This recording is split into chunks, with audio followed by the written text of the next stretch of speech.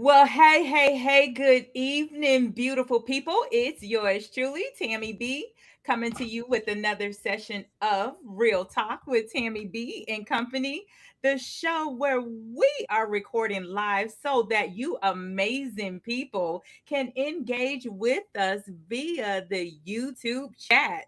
So, if you are watching this via another platform and have questions, which I know you will, jump on over to YouTube at That's a Woman so that you can be part of the conversation.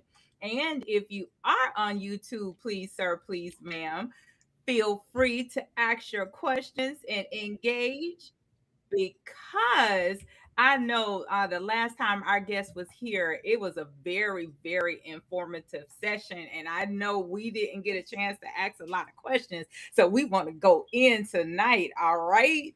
And so before we get started, I do like to ask if you are not part of our community to please support us by subscribing as we are here weekly at 7:30 p.m. Eastern with new content.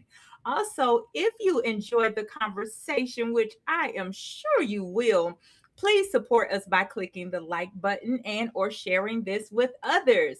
And also to the men, yes, to the men, the time is here this Saturday, August 1st.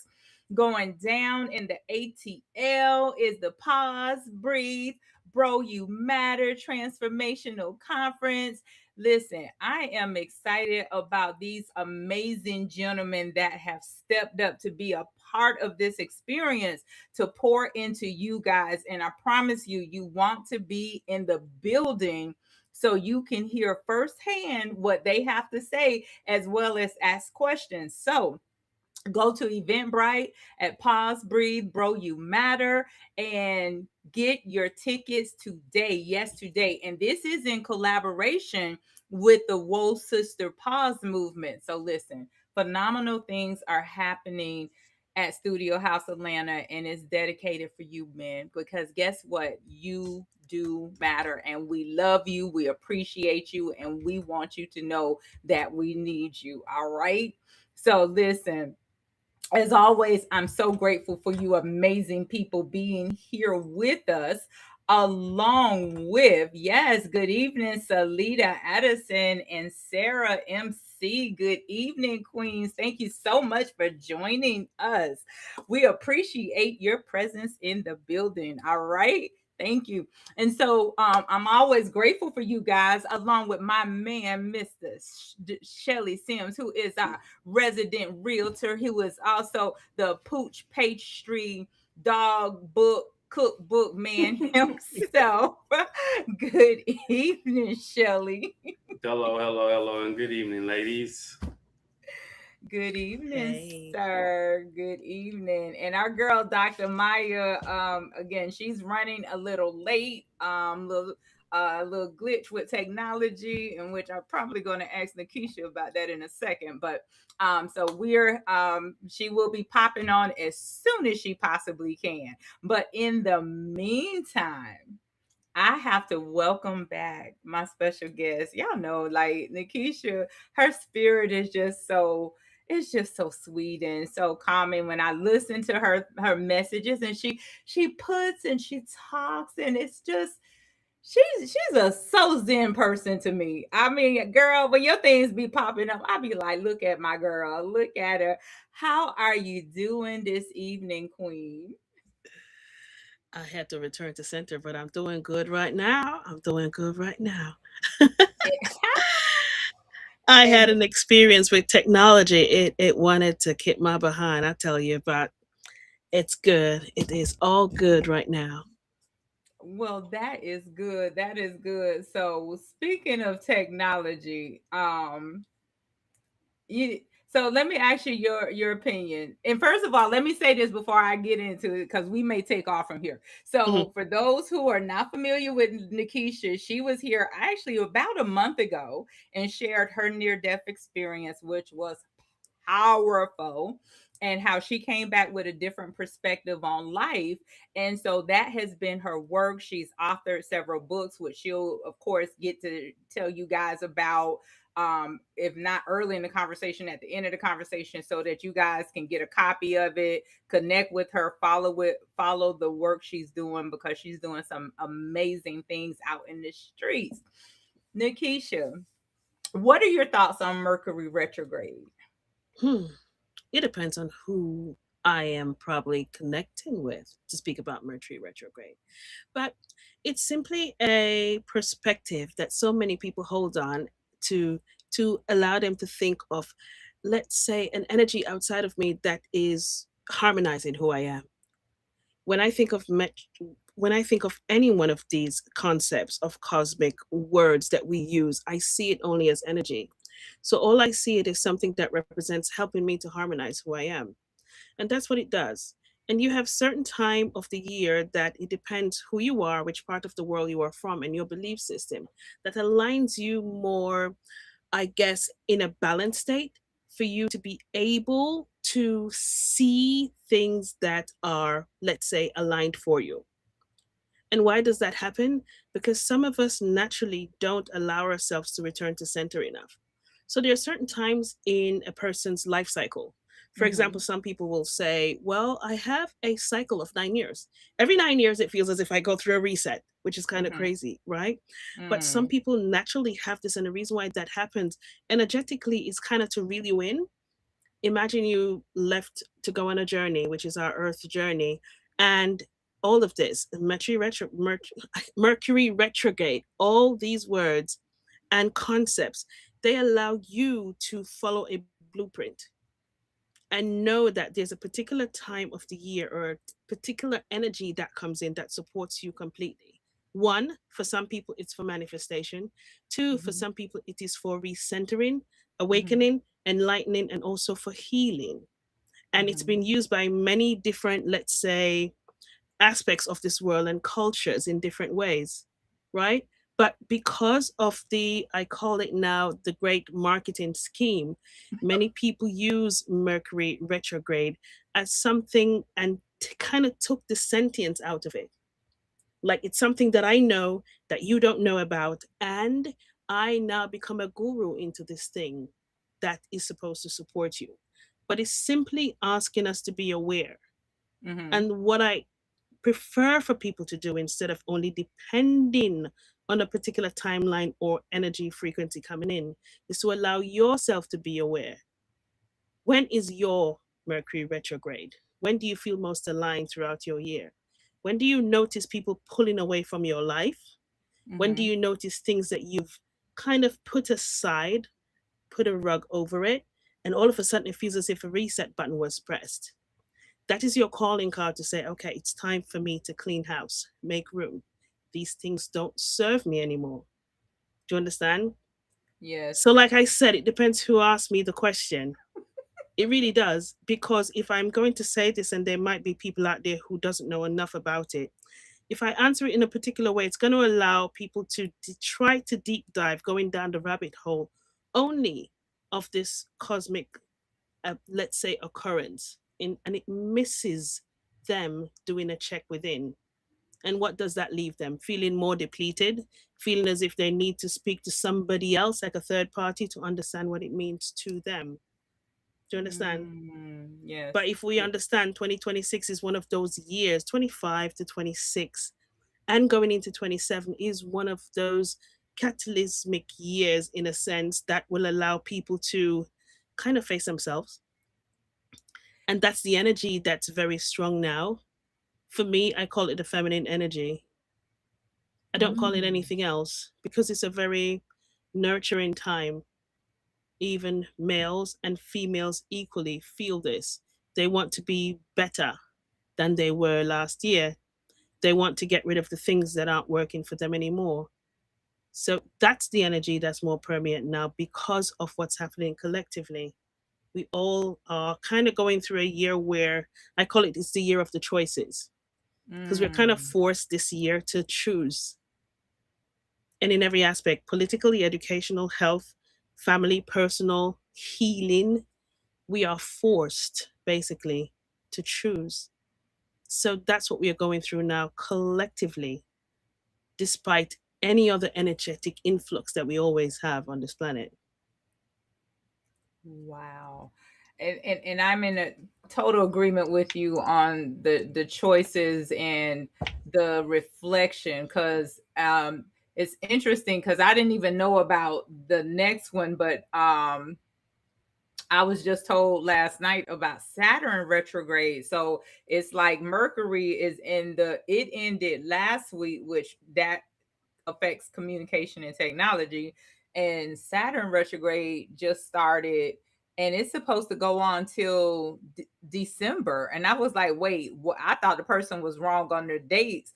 But then when I looked it up, it really kind of goes back to what you were saying. It's calling for people to kind of get in tune and center with themselves. According to what I was reading, I don't know enough about it because I just Hmm. learned about it. But it was also talking about, like cleaning up karma, dealing with cosmic karmic connections and things like that. So not, You sound like so many of my clients. Let me explain to you the simplest way. I please. want you to understand that all these things that we're talking about are blueprints. They're Okay. tools. We have the internet now, we have ChatGPT and whatever else, Claude and all these things that we can go in and type. Well, our ancestors who used the stars, the cosmic plans, and all these things, these were blueprints that they used. These were their ChatGPT. They Mm, needed to use this to understand the seasons energetically on this dense plane. Do you understand? So it allows me mm, to know when there's a reset, when is the best time for me to plant seeds to start a new business, come up with a new idea. Because there's certain times in the year or during the year cycles that's best for this. There are certain times during year cycles where it's not quite good for you to sell. It depends on what you want to do, if it's in finances, decisions for yourself. But these were their technology then. And it's the most accurate technology we still can use now, but we should not get lost into it. Allow ourselves to use them as a tool to make decisions from ourselves and stop going back into this loop, because we keep repeating things that have expired and they should have gone 2020, and we're still holding on to things 2026 that doesn't serve us anymore. So it feels like you're in this river and it's you're going against the current. Life is, it keeps going. It does not stop. But I'm stuck in something that happened to me in 2020. Retrogrades force you, it's like a tsunami coming in of energy influx, situations, interactions, experiences that are choreographed in, well, from the invisible realm, basically, to mm-hmm, force you to choose. Do I still need to sit with this or not? Do I still mm. want to stand in this ocean while life is life in and keep repeating the same cycles over and over again? They are tools. We just have to allow ourselves to trust the process to use them. Do you understand? Oh, I understand. I understand. And you opened up a whole can of worms when you said how our ancestors used to use astrology as the They did. blueprint and things like that. Hmm. But in what I heard Iyanla Van Zant refer to it as this colonization theology, if you talk about things like that, Mm. it's it people are taught to kind of, she didn't say this I part, love. this is me I adding. love the coining of words. Yeah, go ahead. Yeah, no, yeah, that's how I'm listening to spiritual hygiene, and that's Hmm. how she phrased it, this colonization theology, and which will tell you that that stuff is bad, or like burn, I mean, like. let's think about it. Let's think about it. Hmm. Let's go back in time just for a moment. Just imagine you are in the year 1800, whatever year it is, Okay. the year of our ancestors. And we have what I love to call stomata, because plants have this beautiful technology called stomata that gives them the awareness of knowing if they're in danger or not, which makes them, without having, words to shout to say, oh my gosh, danger is coming. They have the capability of knowing when a storm is coming before by just navigating how the wind shifts. We Mm, are the only beings who have taken ourselves so far out of the ecosystem of life that mm, we have forgotten who we truly are, and that we were the first GPS that was ever created. This physicality is intelligence. I am not intelligent. I I'm earnest every day to be aware more of the intelligence that I am, because I keep evolving on this plane, right? So if I am intelligence, it means that at some point somebody, some energy recognized the power that I have in my own choice. Hence began the story of telling me that the things that made me me was no longer worth it. And I believe that story so much that I call it woo woo, voodoo. Oh, it has nothing to do in this box that we have created. But now I must trust something outside of myself to make me whole. Have we not stopped for a moment to think, why is it of every living thing on this planet, we are the only ones who are always fighting to the last breath not to lose something? What is the thing? An identity, love, relationship, health. We're always fighting, trying not to lose something, but we mm, already have everything. Who told that story? Why is it that something isn't a tool for me that I can choose to have or not, including money or the big 10-bedroom house, right? Or taking a mm, trip around the world or stepping over somebody just to get $1 extra? Why isn't the story that, oh, it's a tool, it allows me to live life freely? And I choose peace while I have this experience. Why is it I must have this? And then when you gain it, you live the rest of your life trying not to lose it. So we continue this journey surviving, not mm, following the blueprints that were left for us from every ancestor that's walked this planet. And instead, we have not learned to live. We are simply hyperventilating through life But from one emotion to the next. mm, what if what you perceive as the proper way to live life isn't what they perceive, or the things they want aren't what you want? What determines what's right or wrong? Oh gosh, it is going to be different, and we're 8 billion strong, so there's 8 billion personalities. There is no right way to live. The resonance is allowing yourself to always know what gives you peace and joy.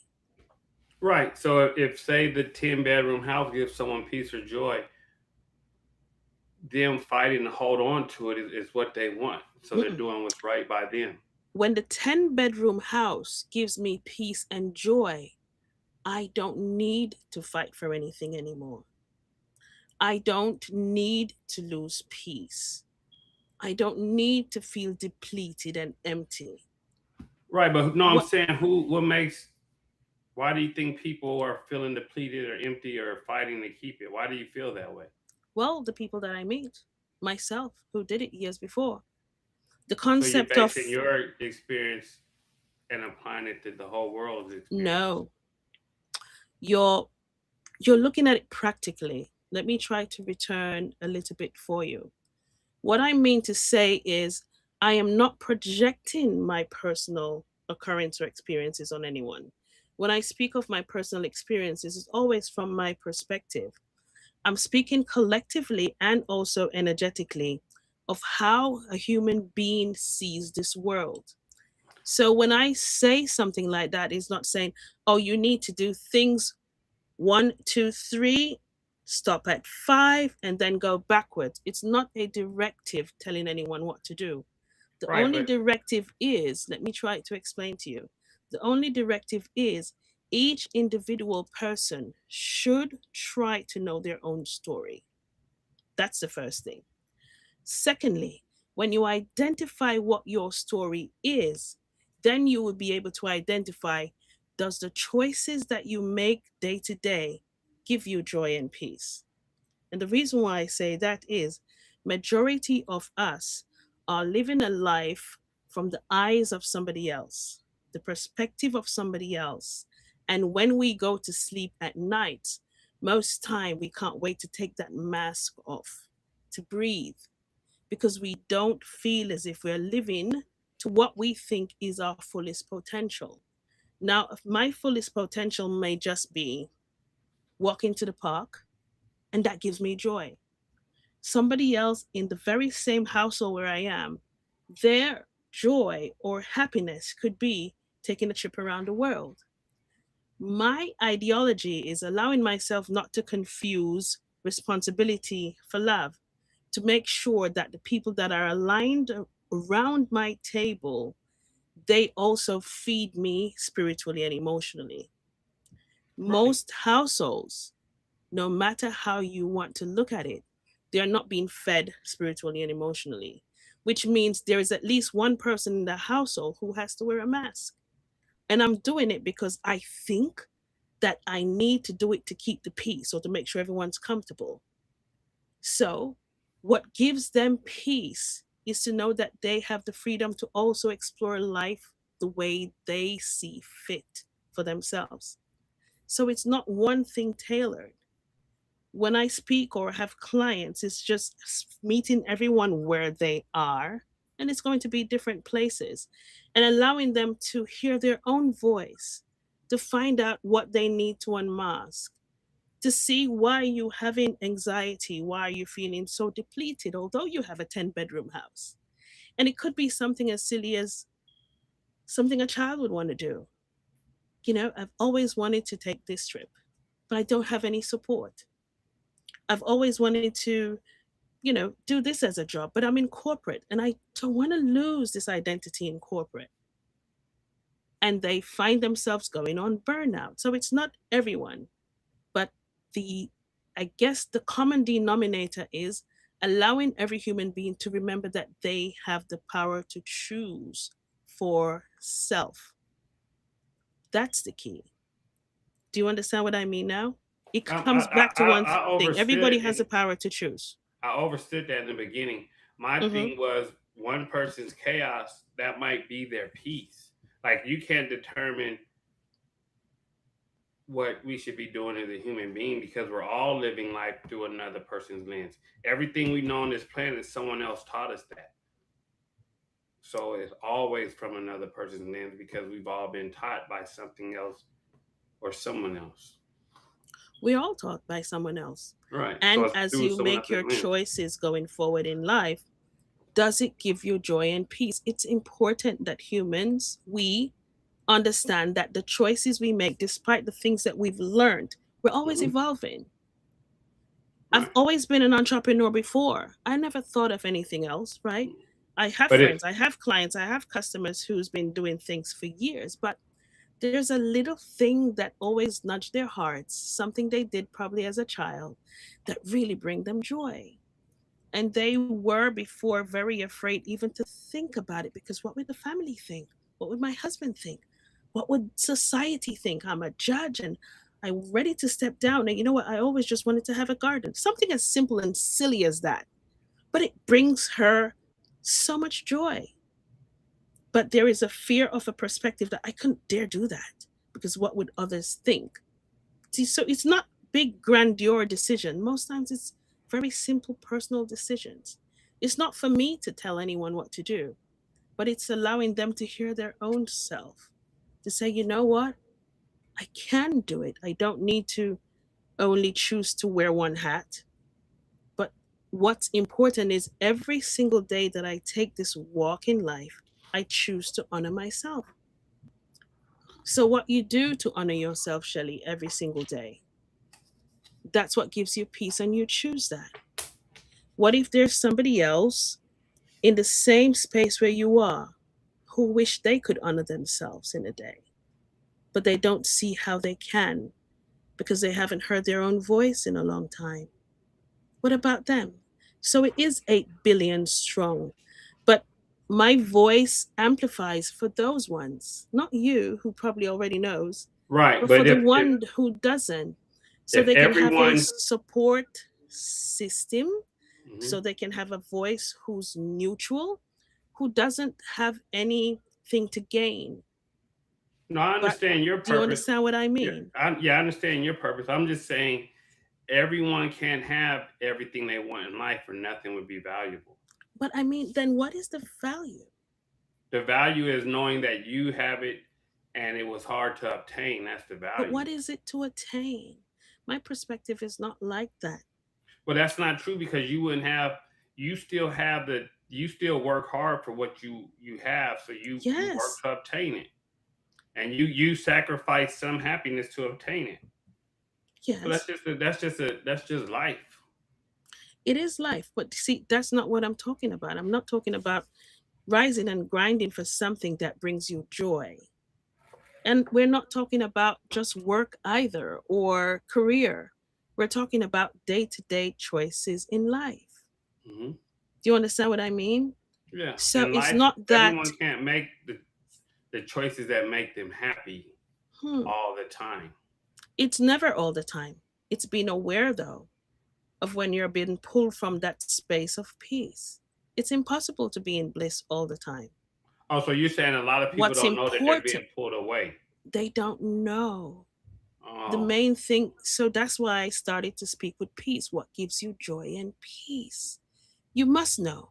For me, I need to have at least 5 minutes every day. I'm just giving an example for mhm. you, Shelley, to just take a walk or to sit and watch my favorite show. Just 5 minutes a day, I need to have my favorite cup of tea. But you know what? Somebody will look at it and think it's very simple, kind of silly. But to you, it's everything because you get to reset no matter how challenging your day was, no Mhm. matter how many angry people you met, you have a moment where you return to you. You don't take it into the house with your family. You don't get angry with your family because somebody else outside was angry because you understand that that wasn't me. I So You know how to turn it off. You right, know so how to return to your center. Do you understand? yeah, I understand. But so you're saying that there's people that never in life get to return to their center, that They their don't know whole. how. Why do No, you hold on. think Let there's me. so many juvenile centers and prisons? They Because weren't taught how.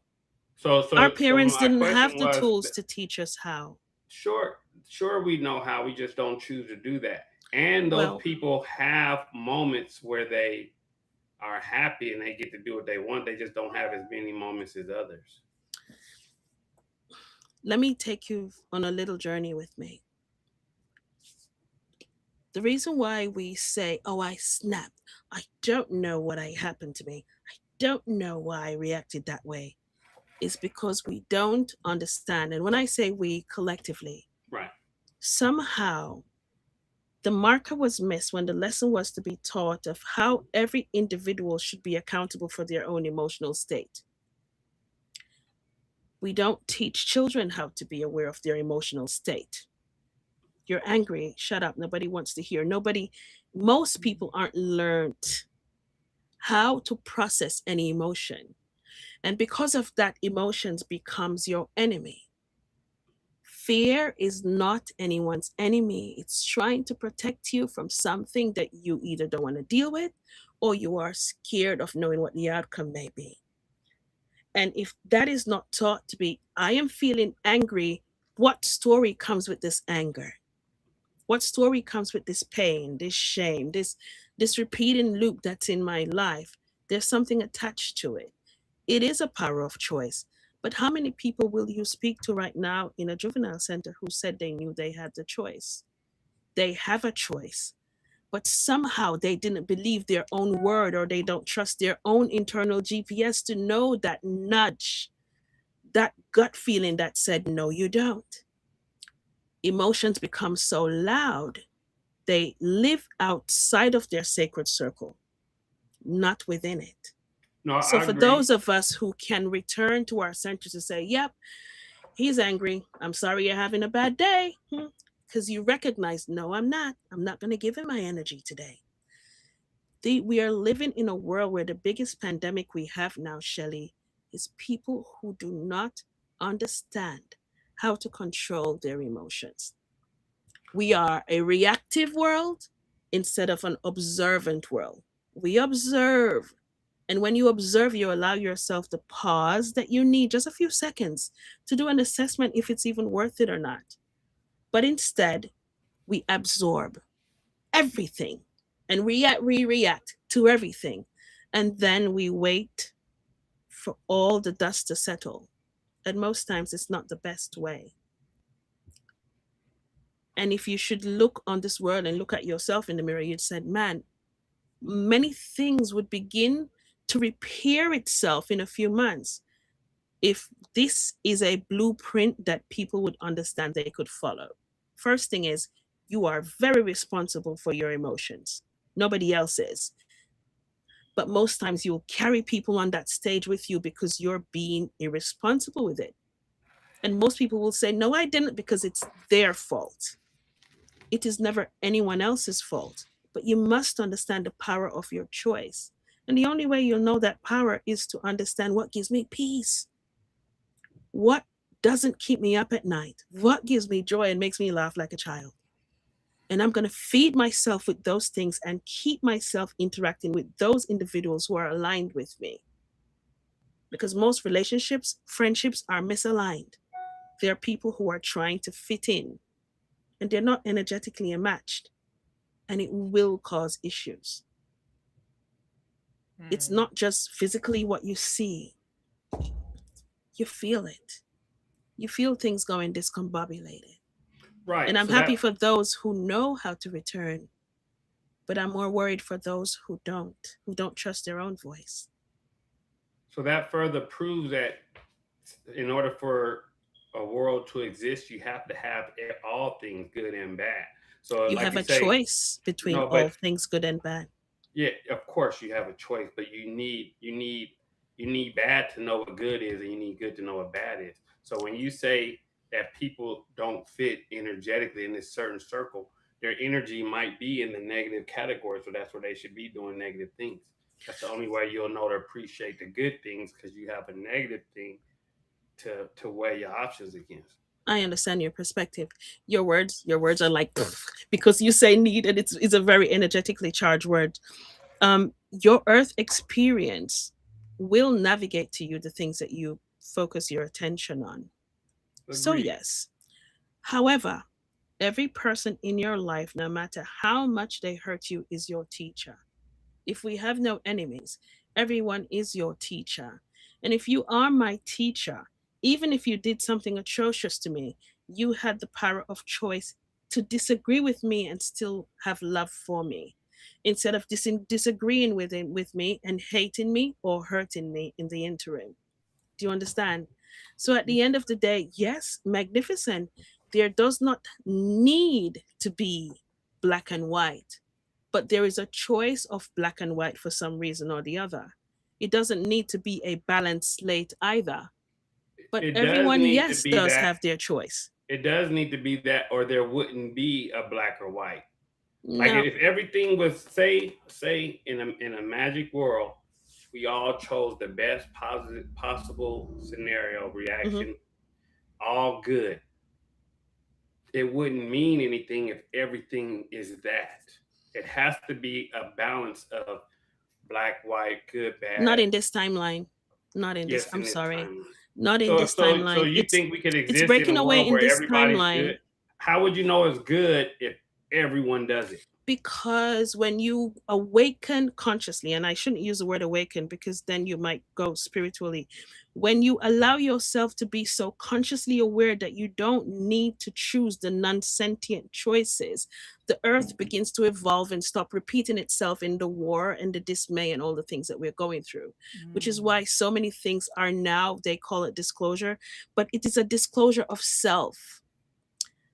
Couple years from now, and I say a couple years because we take so long to get there, but we will begin to see our children's children will begin not to have these conversations that we're having now, because they're going to say, so what is that hate thing you were talking about? Because we are, because of the choices we are consciously now making, and it's going to be a little bit painful for some, because I really want to hate you so bad because you did something. But the children that we are bringing into this world now, Shelley, they are choosing just to love and forgive in the same breath. They're choosing not to hold on to the things that we held on to that has caused us so much cataclysmic, terrible things in our old lifetimes. So when I say that to you, is because I'm projecting forward. Right. See, I can't have this conversation that we don't have a choice, because I know we have a No, choice and I no, see it coming. correct. The So old way of us saying, yeah, we have to, it has to be black and white, not anymore, because we will never evolve. There are too many other consciousnesses that are correct. evolved that doesn't know the pain and the trauma and the death. And we are moving into a stage now, which is why so many things are collapsing in real Hmm. time. But And we're the moving into this sentient space where we don't need these sub emotions that distract us from our hearts. that is in today's time. So we won't need the I'm gonna just use it for lack of a better term, the bad or the negative of today's time. But in Mm. future, once we all evolve and do this thing you say, it will produce a new line version of negative things. It'll just There's be different there from Mars. That in a this new in a generation will sentient have world, their there's own. no need for negative because there's nothing left for If you there to if there's try no not to negative, lose. positive wouldn't exist. One thing can't exist without the other.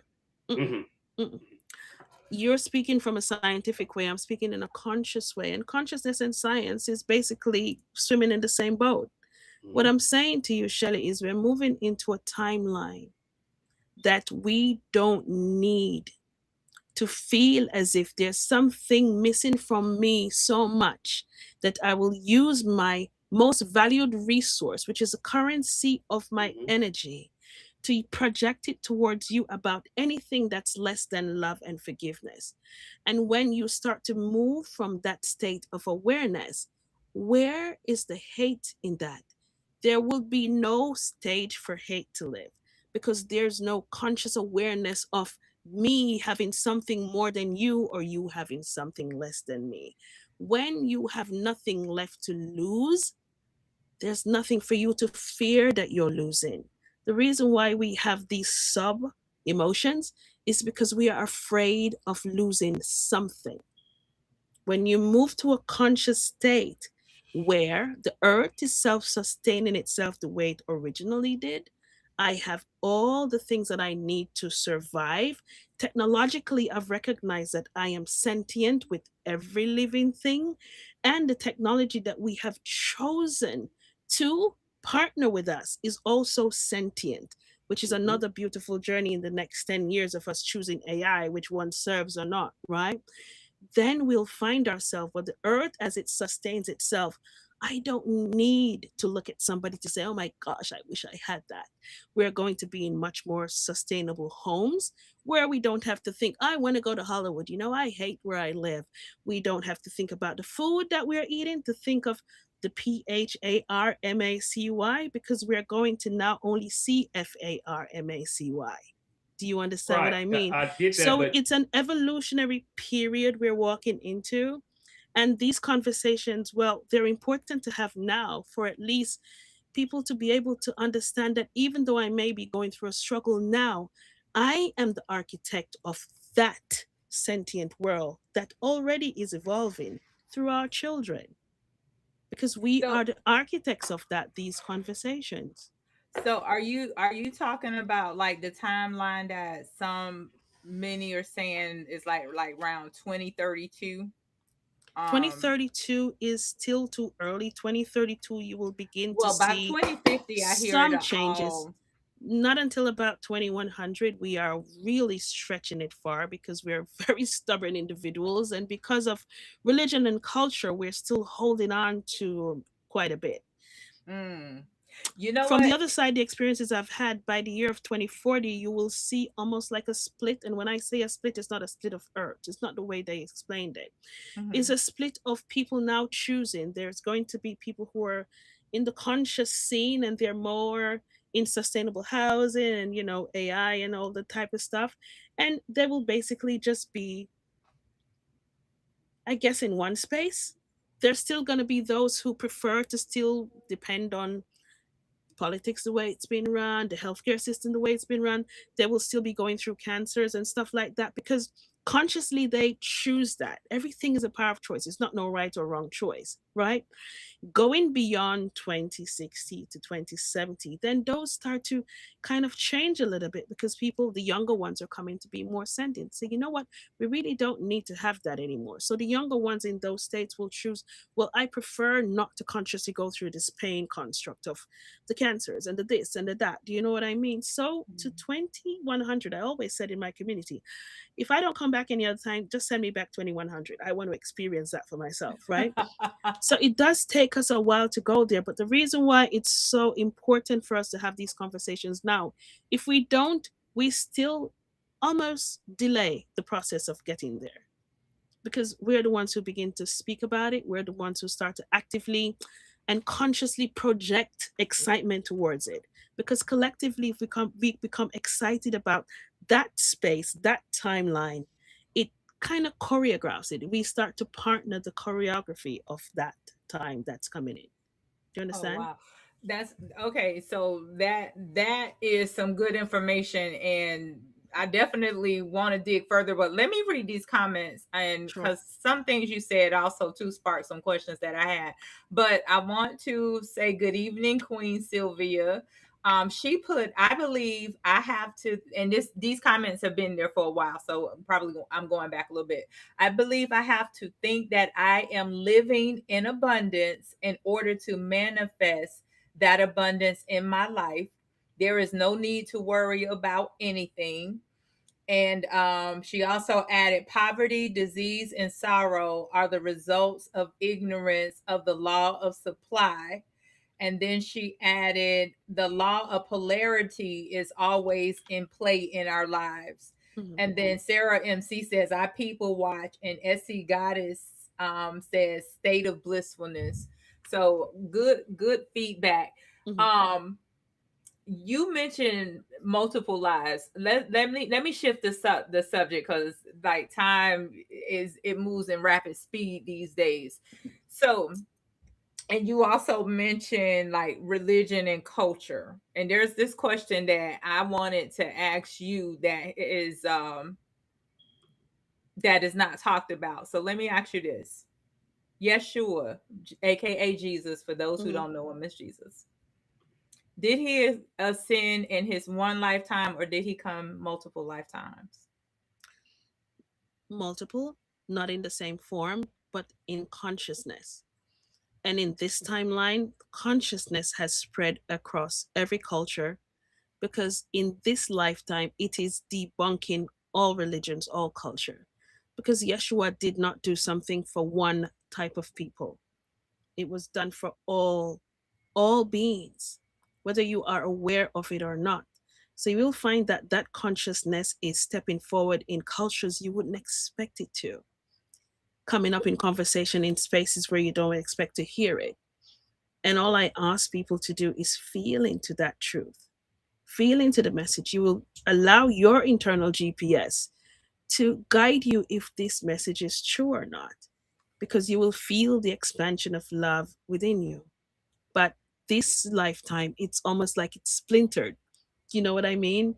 There's some texts that speak about the consciousness of Yeshua being embedded into the DNA of so many. And the reason why that happened this time is that because they can't crucify him again this time, right? Because you're already speaking, breathing in everyone else. And I love the concept of that because it allows people also to understand that I have a direct connection to this Messiah, this energy, this consciousness of love. It's not separated from me where I really need to search high and far somewhere. I just need to be aware of that love within me. Do you understand? I fully understand, and Hmm. you bring up a good point, because if you go, I'm just gonna keep stealing Iyanla's word. The colonization theology, Hmm. people are only taught Jesus is only there for you as if you accept him as Lord of your life. Yeah. And so therefore they're informed that he came to save you from your sins. He came to die for you, when I am under the belief that he came to show us the works that he did, we can do and more. And I am fully in, I also believe that just as you just mentioned, his consciousness his consciousness is inside of us if we access it, whether we, whether you believe it or not. Just believe, because we're part of the law of oneness, which is Yes. the energetic source of creation. And so therefore Jesus, Yeshua, is part of that. Mhm. Anything? The month of June, I did a complete Yeshua walk within my community. The whole month of June, we did the blueprints Mm. of Jesus. And the reason why I didn't actually want to do it, but it was something that was pounced upon me to do. But it was me teaching everyone in my community the very practical blueprints that Jesus left. Because we get caught up so much with the text. And there's so many people who feel disappointed when they go to these spaces that are religious, and they're tools, they're beautiful spaces, I need them. But if you're going there unknowingly believing that you're empty and I need to go there to be filled, many of them leave very disappointed, because many of the people who carry the message of Yeshua are very dense and judgmental, sometimes consciously and unconscious. And because of that, people who are stepping into it, who just, I am a prostitute and I'm holding on to this identity. And I know from what Tex and everyone else in this space tells me, I'm not going to heaven, I'm going to hell, and God is not going to hear my prayer. My prayer is not good enough. What happens is I go to a space and I go there and I feel empty and I want to feel filled, but the people carrying the message aren't sentient enough, and they don't understand how judgmental their words and intentions are. And these people leave feeling very depleted, and they feel emptier than the way they went in. The essence of this timeline is to break these walls down, which is why the mansion with many rooms are so important to me. For people to understand that Jesus has surpassed, I'm sorry, I apologize, but Jesus has surpassed religion. Yes. We need to break the walls down and take him out of this box, take this energy of love out of this box, because he does not and cannot be contained in that box. He's for every person, the person who's homeless, the prostitute. And this consciousness meets you where you are, in the strip club, in the party. I don't care where you are. The moment you become aware, which is why awareness is so important. If I become aware that this really isn't working for me anymore, I'm not aligned. God, I surrender everything, no matter where you are. You could be about to commit a crime. Anywhere that you are and you're ready for that moment, you surrender. That's it. But it's your choice. Nobody can make it for you. So it's not garnered in the very, the conformed rules. It must be this way or that way. God meets you where you are. So the blueprints that Jesus left, look at the people who he dealt with. Imagine the amount of doubt that was around him while he walked. You're the Messiah's son. Why aren't you slinging swords or using magic or sorcery? Come on. Why are we living in squalor? What's happening? So his disciples, can imagine, they also doubted him. But he showed us not just, oh, I went here and I did the atonement of sins, thank God. But that does not say that you're not responsible for your walk too. He showed us a blueprint in so many ways. Allow yourself to understand that nothing here is permanent. I don't need to own anything here. The first lesson is all the things that you think you need to be so fearful you may lose. It was never yours to own, but yours to experience. There's a difference. I'm here to experience the joy and the money and the friends and the happiness and all the travels and all those things. But I don't care about owning it. I'm here to experience it. In the experiencing of it, I know many practical people will say, well, I want to own a house. Own it. Own it, because it's experiencing it, but do not lose self in the owning of it. Do not allow yourself to say, I want to be a billionaire. And in the process of going through, this, oh, I'm going to this walk of being a millionaire, you build yourself a wall so high, you build your family outside.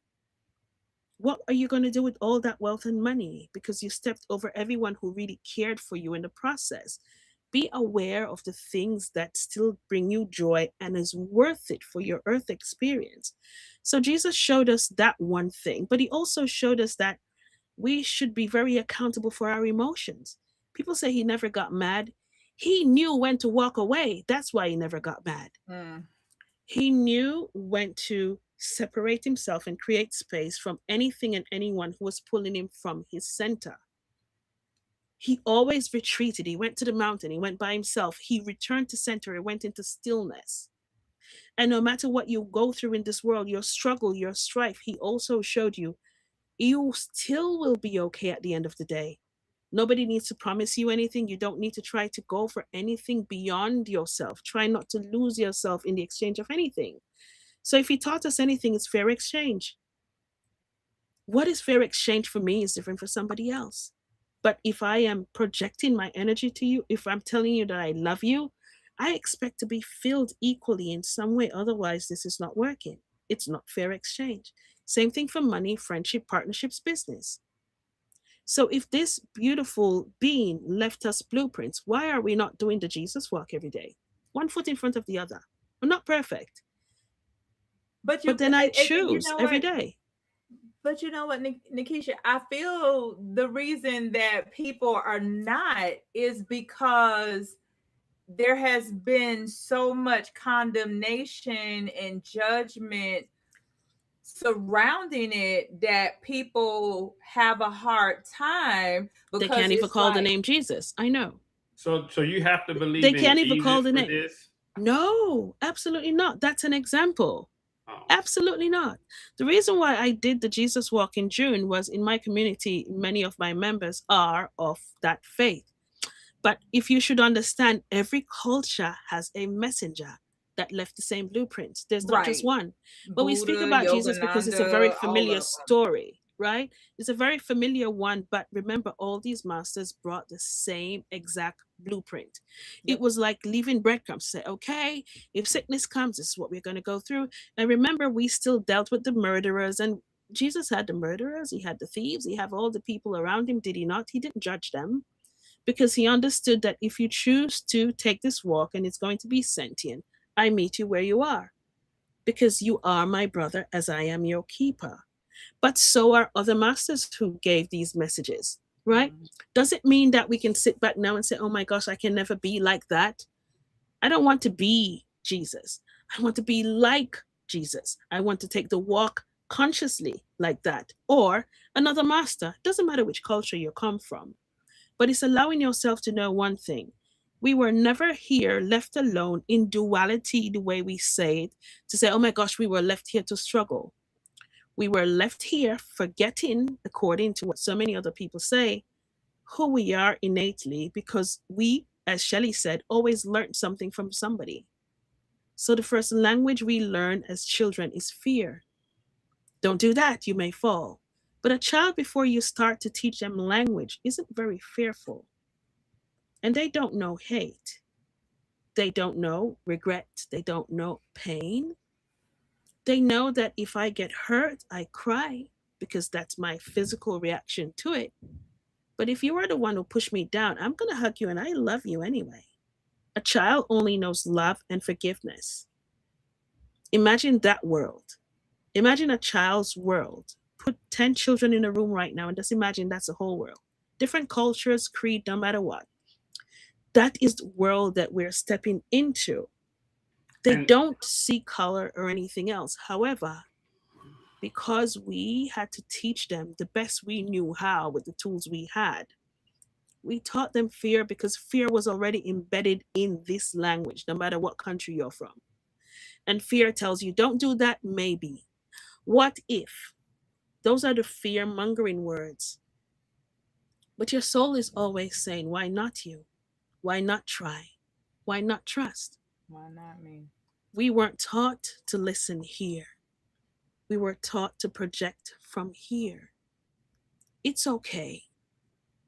But if you're asking yourself the question, maybe there's more to this life. I don't think this serves me anymore. Well, it's about time you look into something else. Isn't it okay? To see what more could there be to allow me to feel at peace for once. Not everyone is going to choose it.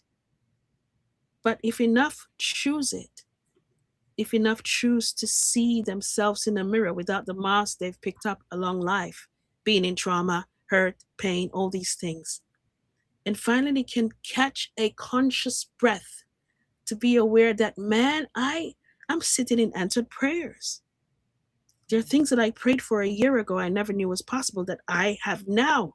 I don't know how, but I allowed it because I trusted the feeling. I accepted it that I'm being transformed into something new, and I took action because that's also needed. And look at this. There are things that I have now that I never knew would be possible. And through that, gratitude. And just awaken the next day in the same breath, knowing that the things that you worried about a year ago, you either have them now or they never happened. And you put one foot in front of the other and experience life the way you choose to experience it, bringing you back joy.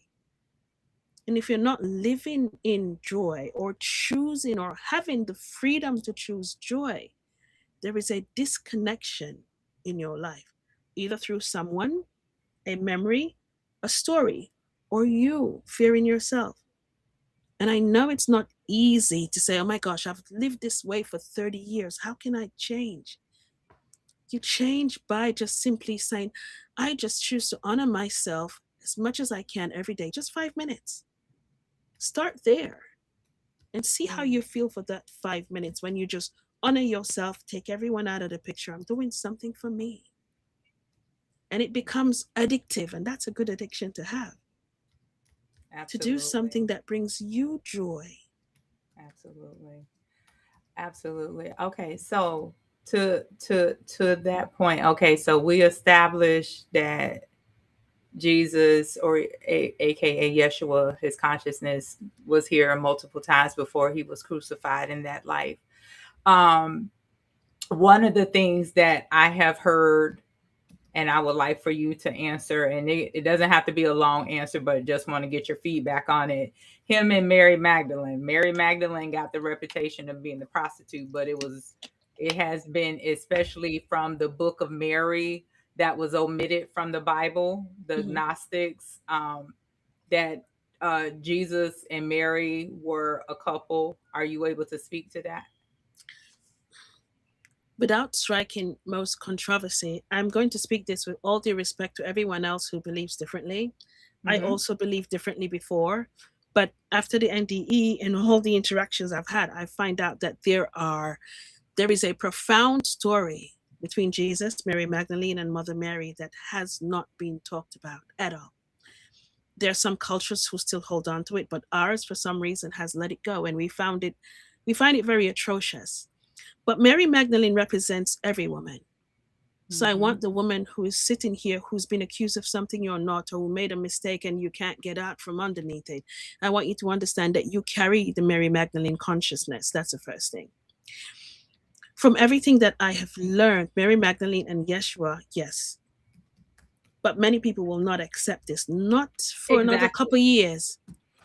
But Exactly. but what I want you to understand is there was a human life that was lived.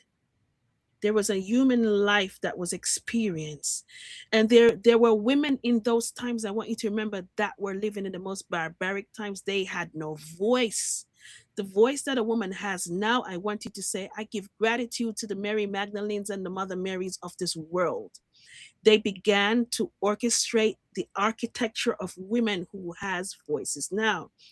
Jesus, I want you, next time you say Jesus or any of these ascended masters, but especially Jesus, he came in a time where he had women, more women following him than males, because he came to break that cycle that was continuing where women, their fathers and the men around them made choices for them. They had no autonomy of being human in that time. Because of that, he allowed women to live for the first time during that timeline as a sentient being.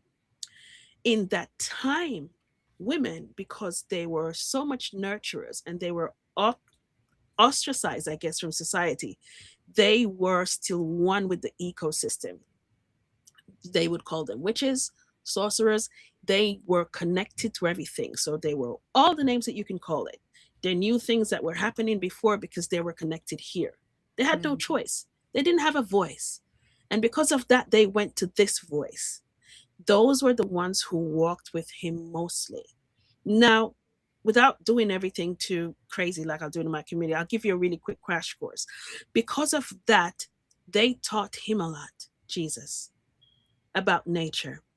And it's not just there that he learned many things, but his baseline of learning came from his mother, who was Hmm. very good.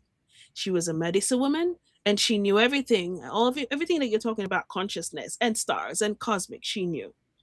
The same thing with Mary Magdalene.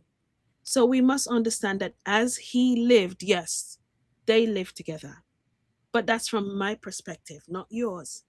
No, it's from my perspective too. No, I'm not saying it to you. I'm Yeah, saying it to the person to the others. who's Yeah. saying how dare her right now, because Right, right, right. because I Because people probably like, understand. how dare I even ask that question? I But know, but thank you for asking the question. And it's I ensure that when I speak about this, I speak it respectfully, and it's I me don't too. speak things to cause fear either. So that's why I'm speaking and explaining it the way I perceive it to be. But we must understand that they are our heroes. But I want you to understand also why there's fear embedded in the text. Because if it was known that women were so powerful in that time, the struggles that women went through coming forward, which almost reset the cycle, would not have happened. So the stories of women were stripped, yes, to speak Mm. about how powerful women walked with this beautiful Messiah, to speak about how much they caretaker to him, to speak how much he was equally yoked to Mary Magdalene. And some people say, how dare you? But it is true. It's There true. was no judgment there. And I won't speak Exactly. about the rest of that story in this setting, but just know you can imagine if somebody lived together. It's just imagine the life that was lived and the things that would have come from that life. Well, that's why the years from 12 to 30 of his life are blotted out, because they want people to see a perfect Jesus with him being a child, then him becoming the Messiah. So they don't talk about, just like you mentioned a moment ago, him actually living.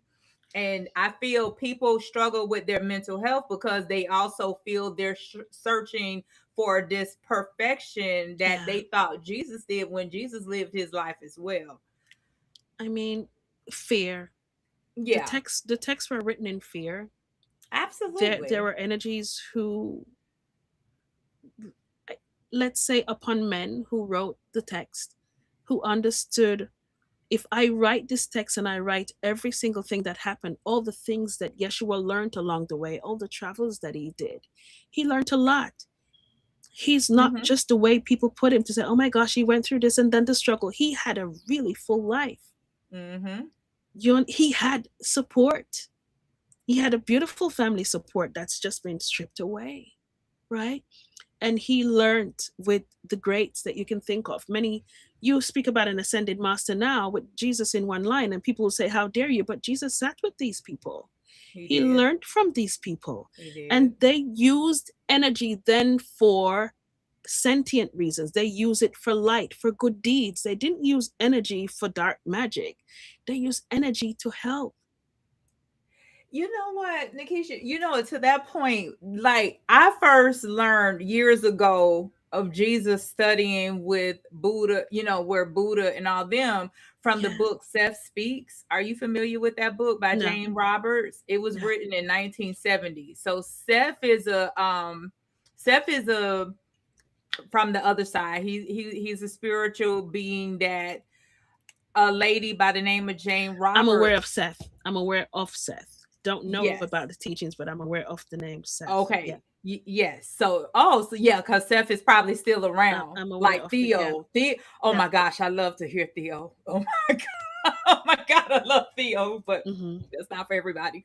But Seth talked about how Jesus studied. So when I first heard it, I still wasn't to the level that I'm at now. So it was still It's like, okay. did I hear what I think I heard? Oh And yeah.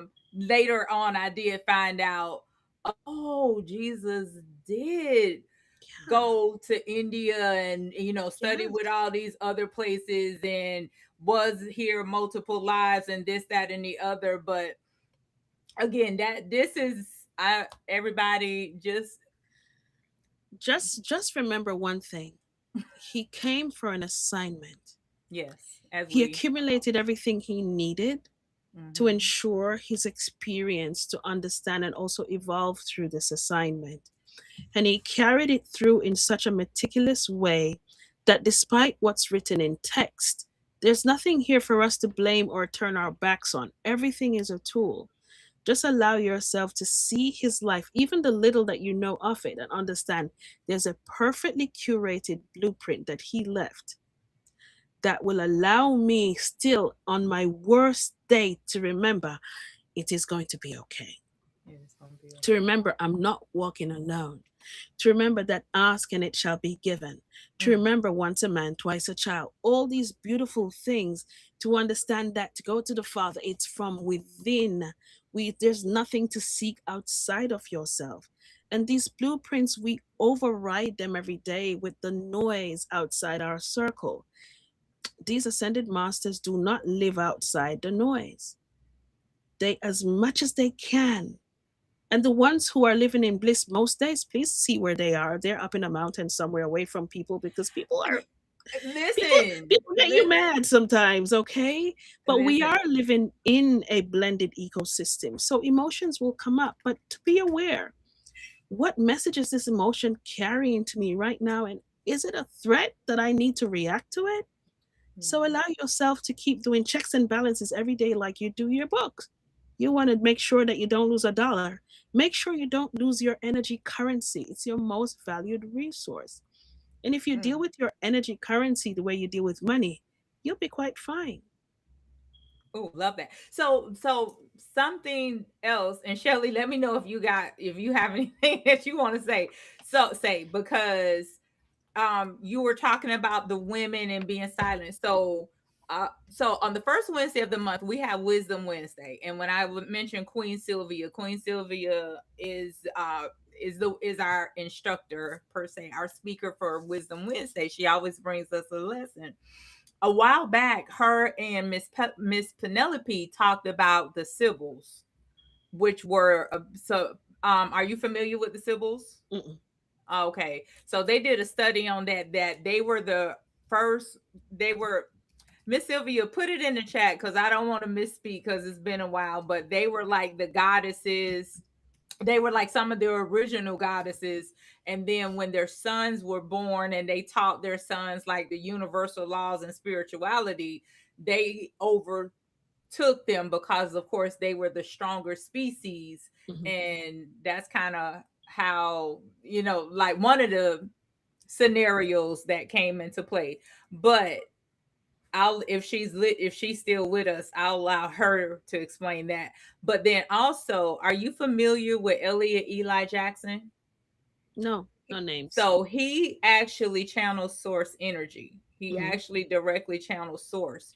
And several messages, one of the messages in particular that I heard him say was that women were the original leaders, and alike the times that we're in right now is really calling for the women to kind of step back into their leadership role because uh oh, I don't want to misspeak.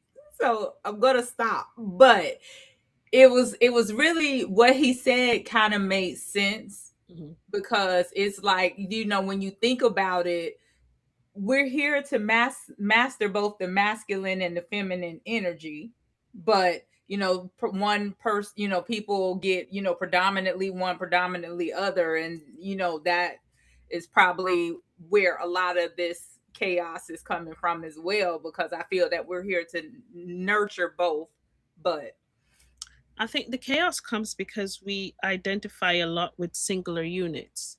We're all equally yoked masculine and feminine. We choose which energy we step forward with more, but we all have the capability to be equally yoked masculine and feminine because genetically we are that, right? yep.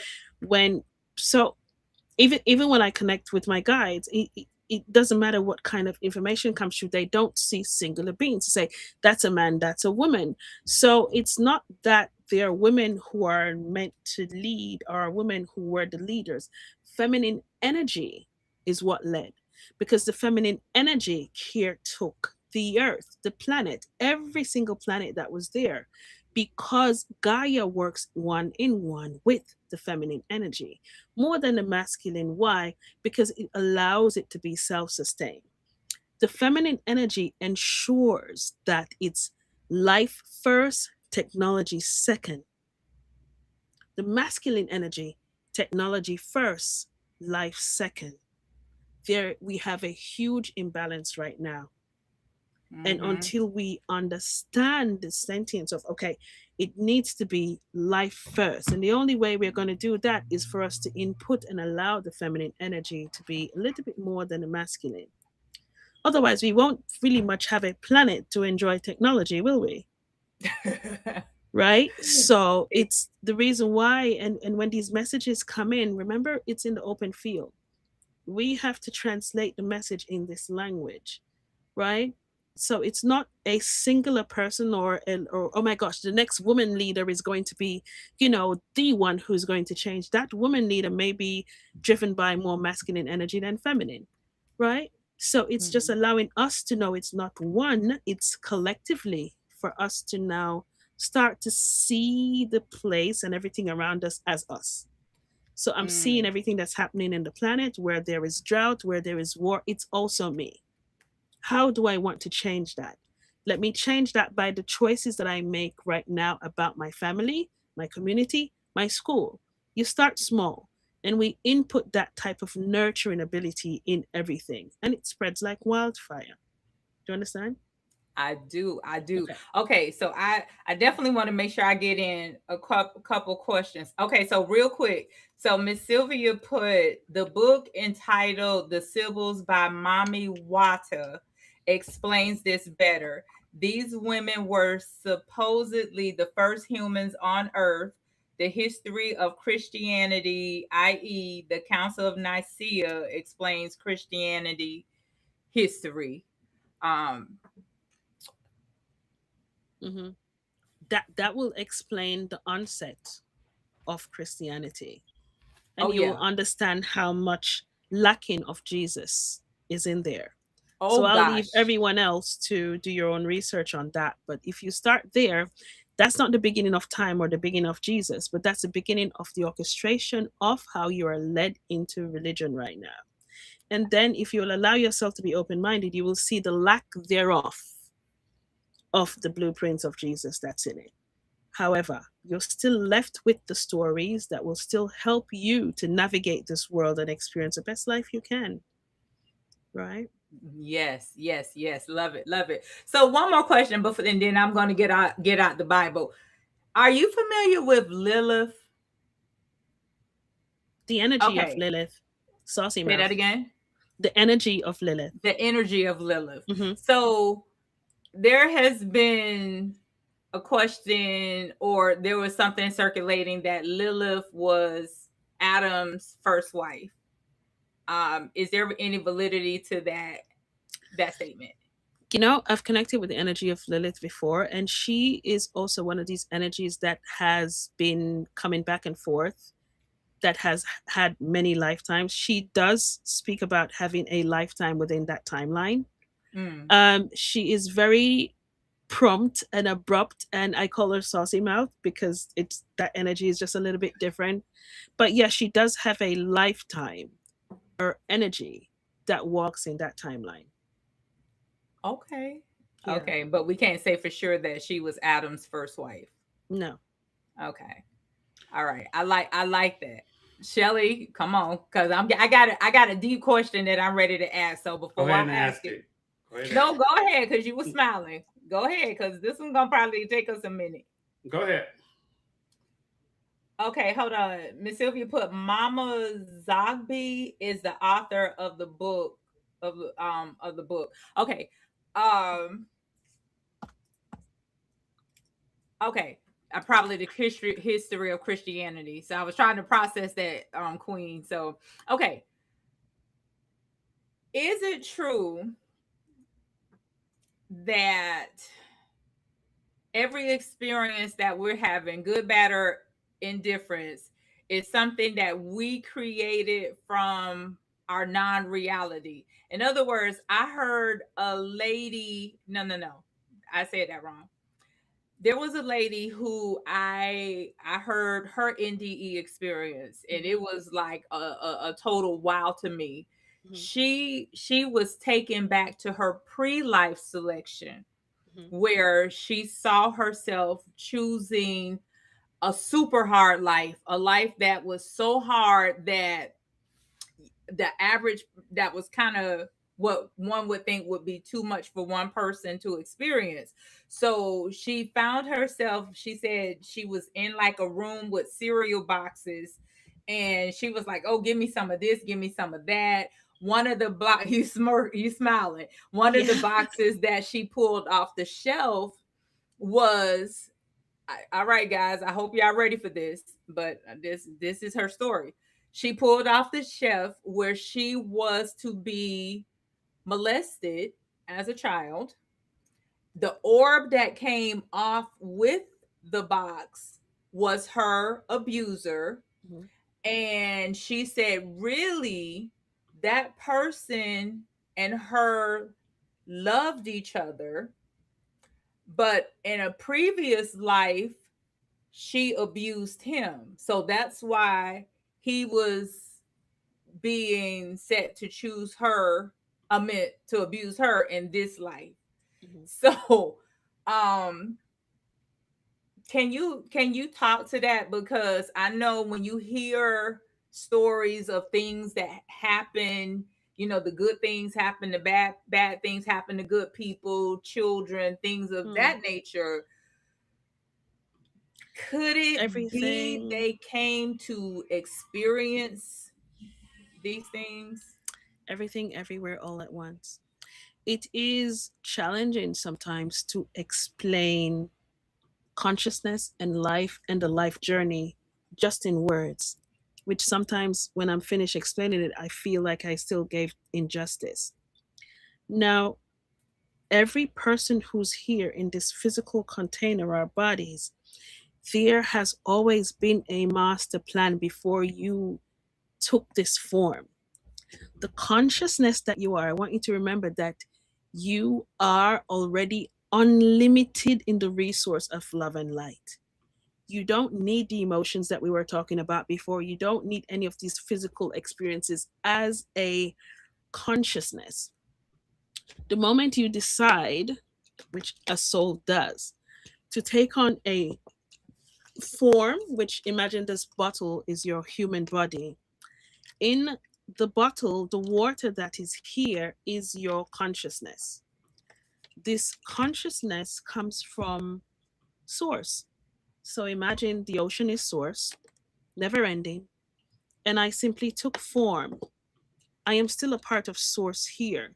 But while I'm in this physical container, I can have any experiences, touch, limitations. You squeeze me, I'm going to feel it. Before I choose to take this form, because I'm unlimited, everything is exciting. Pain. I don't know what pain is. I don't know what pain is. I don't know what hurt is. But the energy that I see and I can perceive that will come from going through, oh my gosh, I'm going through such a horrible challenge, like going through a horrible disease, or I'm born and I'm not normal the way people see I am. The energy that comes from that, wow, that's a great lesson of love. I want that. I want that. I need that. That is going to allow me to evolve. That will make me prove love surpasses everything. From the perspective of an energy that has no limitation, that's how you see it. Until you come into this form and you get the first squeeze, and it's like, why did I do that? Hmm. So I explain it that way because I want you to see the difference. Doesn't mean that you, the consciousness that's within this form, is limited. The container that holds you is on this plane, because there's no point being on this plane without having a container. It's dense. That's one. Two, the reason why they say you have no enemies is because you really don't. They appear to be your enemies. I have memories of lifetimes. It's crazy. This is another thing. But I have memory of lifetimes of being in Atlantis. And I could see people in my life right now who was in Atlantis with me. I'm a Jamaican kid. What are you talking about? I don't know about all that type of stuff. But when I experienced it, I could see the patterns that everyone played in my life. And then I could see the part that was played. So, as a soul, I am going to go through this experience. And although I may go through abuse, the abuser, Tammy, also have the power to choose love over that pain that they would give to me. They can choose love. So it doesn't mean that a soul that, okay, I'm going to have this experience and I may go through abuse, they can break that karmic contract by choosing love, and that soul doesn't have to go through it. So we look at things like halfway empty. We should see it halfway full. Yes, as a soul, I chose to go through trauma, but I was testing somebody going through an experience of emotion or bliss or lust that says, I need to do this, and choosing love over that. And they didn't. Does it mean that it's going to break me? No, because my soul already planned for this. So now I will be the overcomer, and I'm going to be the voice that speaks for everyone else who doesn't know that they can go through this. There's always a master plan. The abuser, chances are, and always will be, when you enter the other side without this limited form, you'll say, oh my gosh, did you have to choose to do that this time? Couldn't you choose love? You know, the last lifetime you were my husband. Yeah, we're going to have to do it again. Okay, we're going again. Because the lesson wasn't learned of choosing love over pain, right? Now, Yeah. you can choose not to go back with that individual, but we all come to this planet in soul clusters. So Mm-hmm. you have people who will be in your life, they're not blood family, but somehow it feels as if you've known them all your life. Yep. Soul cluster. There's some soul clusters who find you just once in your lifetime, just to help you out of something because that was already pre-planned from the other side. So on the Mm. other side, when I had the NDE, they were showing me flashes of so many times when I was in my mother's womb, after I was born. They were showing me times when I had an accident, almost died. And the reason why they were showing me the flashes because they were showing me the people that showed up for me during those times. I didn't know they were a part of my soul cluster. I didn't know that they were guides, angels. I didn't know. But it happened throughout the life. Each one of us have this invisible resource because we're all like following a script in a sense. But you see, the script that you have, you are the director. You are the producer of that. And the thing what we forget is we can fire anybody who's on our stage. The characters in our life, if they don't serve us anymore, keep them off the stage. I don't want to have you within my experience of life anymore. And keep going, keep experiencing life. And when the hard times come, yes, I'm experiencing this. Instead of saying, gosh, why is this happening to me? Wow, what lesson am I meant to learn from this? You know, there has to be a lesson. We ask questions backwards. And sometimes we can pause for a moment to say, there must be some transformation that comes through this pain. So instead of saying, why me? Well, why not me? And if why not me, what's the transformation that I am about to walk into? And if we look at life that way, it won't be so much of a struggle. We get to do this earth experience and just go back to source, with love, hopefully. More With love love. than hate. Okay. Oh my gosh. See, you throwing all kind of things in my head. Soul contracts. Please speak to that. In fact, I was out of town. I was Hmm. at a family reunion in Charlotte this weekend, and I was trying to explain it to my son. And even when you mentioned the soul clusters, Hmm. because when it what my understanding with the soul clusters, like I told my son, like I'm the parent, you the son, but in another life or another time, you could have been the parent and I'm the son. I didn't want to gross him out and say we could have even been in a relationship because I heard Yep. because Yep. I know that Yep. that action, but I didn't want to gross Hmm. him out with that one. But I am aware of that as well in those soul clusters. So Soul clusters are soul a part contract. of your contract. Soul clusters are a part of your contract. Before I start to say contract, many people are going to get, kind of fussy out. You can always change your contract along the way if you feel everything is by free will. But most souls want to continue their contract because there's something to get out of it in the end of the day. So let me explain to you a typical soul contract, and many times we don't see it.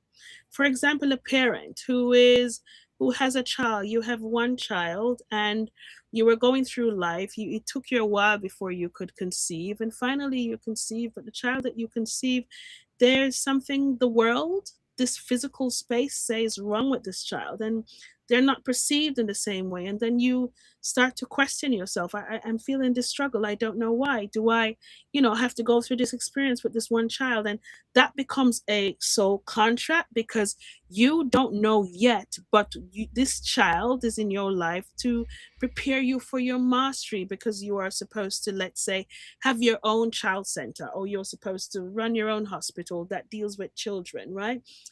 That is a soul contract. That child came in, one, to teach you unconditionality of love, which means I have a container so big that I will not allow the world to tell me that any child who is like this is any less than. And the reason why you will carry on that assignment is because you had a first one on one experience with somebody that you love so much, right? And because of that, that child chooses, because they're pretty much a hero, to choose to come in this state in any form less than what we call normal. But they chose to do it for you to make sure that you carry on your assignment and don't get derailed. And the reason why you fight for it is because you're fighting for your child, not understanding that you're going to be fighting for hundreds of other children. And you would never have done it if you did not have that one on one experience, like a child who also has a parent who's going through a debilitating disease. And because of what they experience with them, that soul contract is ensuring that that child experiences that thing, because he's going to be the revolutionary in that space of illness. That's a child who's going to come up with the cure because of the one on one experience they had with them. And we can expand these stories as wide as we need to. But these are soul contracts. And I'm just speaking about the ones that bring you up to good things. There are some that brings you to other space, and people say, oh, I don't like my contract. But there's nothing that you get in this world that doesn't benefit others also.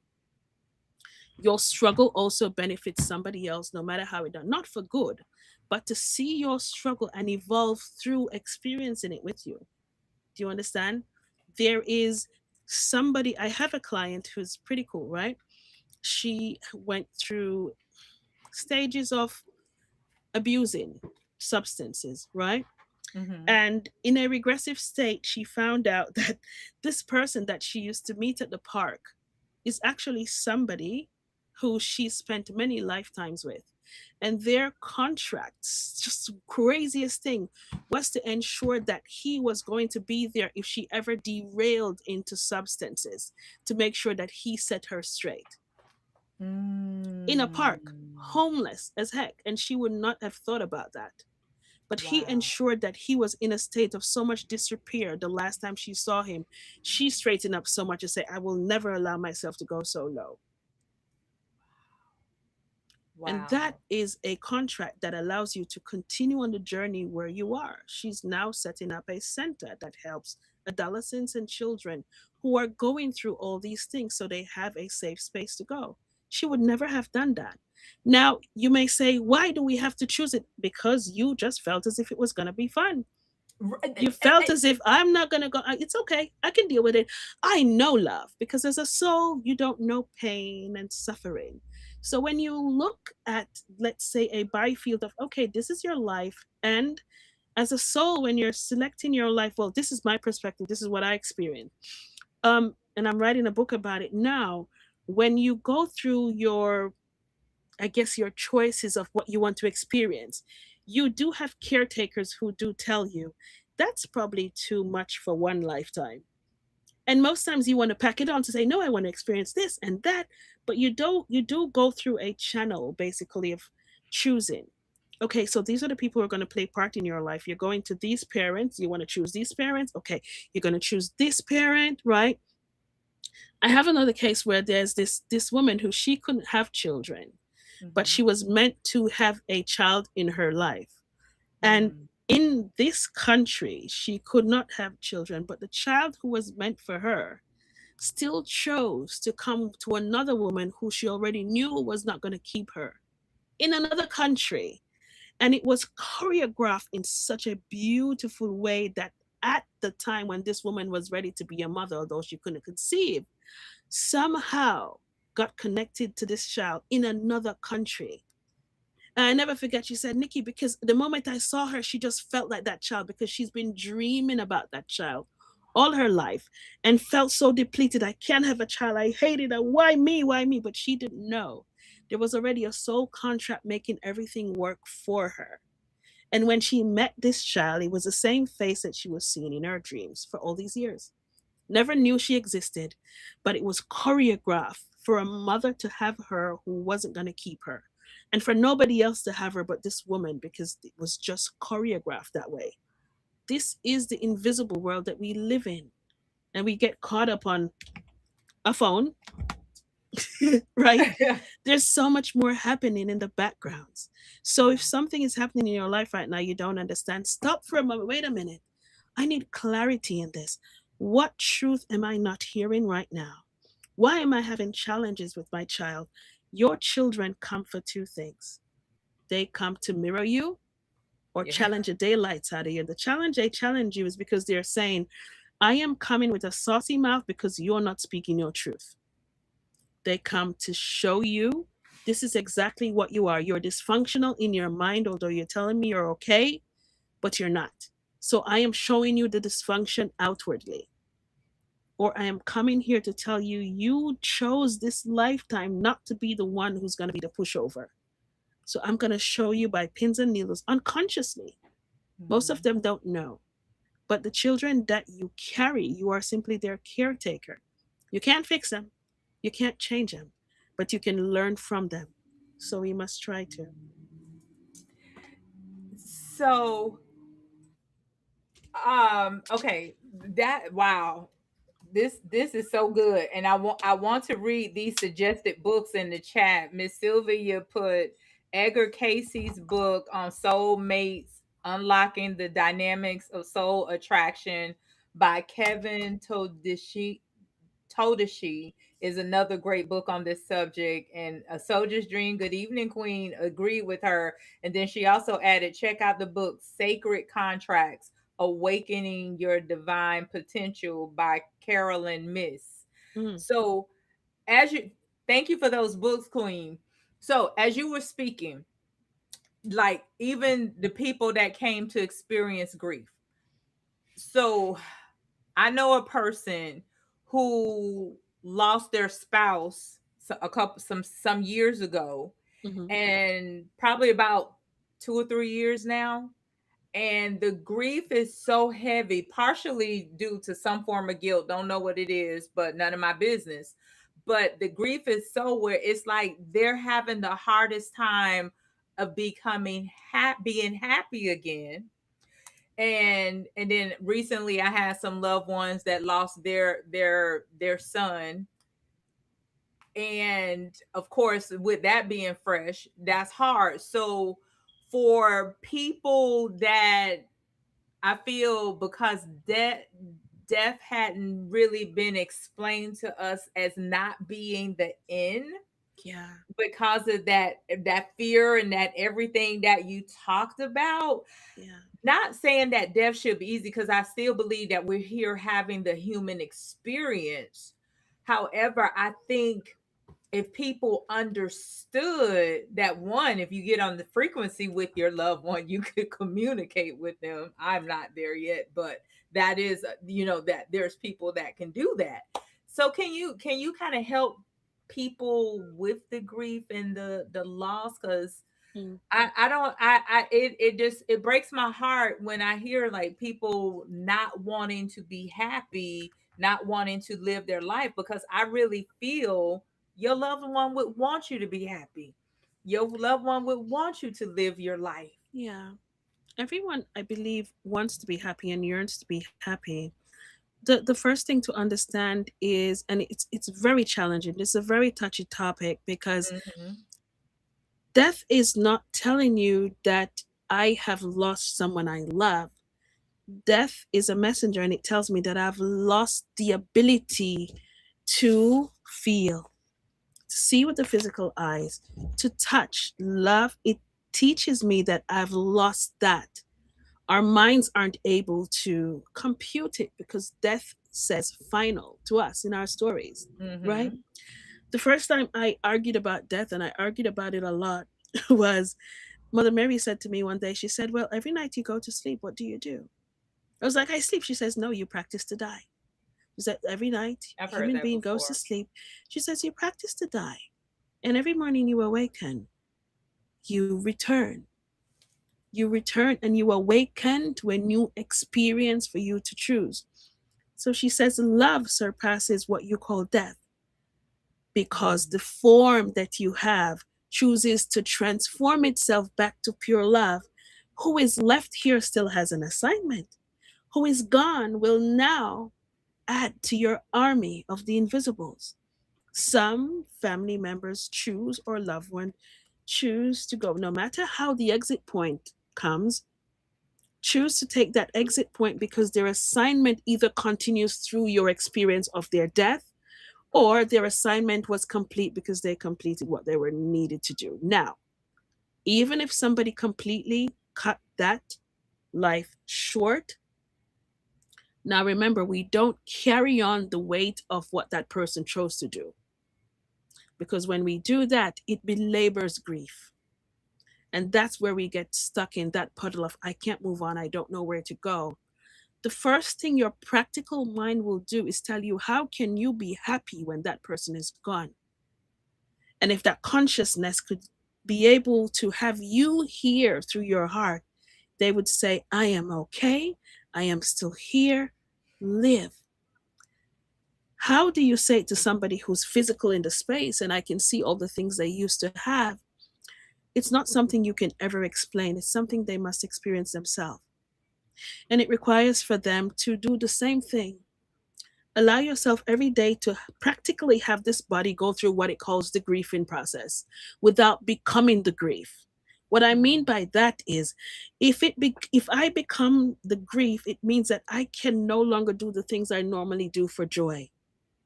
If I can no Mm. longer wake up in the morning and see the sunrise and feel the love of that person that I had before and enjoy those moments that I enjoyed with them in this form, it means that I'm now becoming the grief. If I become the grief, I cannot see life because grief tells me something ended while I'm still here living. So the first thing I would say is allow yourself to soak up love that has never ended. Allow yourself as much time in stillness, not silence. I said stillness. The stillness in just sitting sometimes, especially after you just lost a loved one, in gratitude. I am so grateful. If you're religious, God, I'm so grateful. If you're non religious, I am so grateful for all the laughter, all the love, and go through that moment. Go through that reeling in. Go through that accepting all that light so you can push the darkness out. The Mm. darkness comes in grief and in sorrow and sadness to say, oh my gosh, you can never love you again. You can never this again. It's so unfair. And that makes you heavy. So the first way to deal with grief is allow your body physically to go through it and then consider yourself to be a strainer, not a sponge. Do not become the grief. Fill yourself up every day with the happy memories, the words that made sense. And when you feel sub emotions, which is what I call guilt, fear, pain, all these things coming in, when they become heavy, retreat to a space of stillness. Armor yourself with people around you who are also sentient. Give yourself the ability to have support. This loved one wants you to know that they're okay. But if you're in the energy of grief all the time, it's very challenging for you to see when they start to manipulate energy the first time. Because the first time spirits do is they manipulate energy, that peripheral view, that flash of light, that, oh my gosh, I don't know what it is, right? But when they begin to do that, it's when you're in a space of love, not grief. Okay? So, firstly, don't rush yourself. But secondly, as much as you can, fear shouts, love whispers.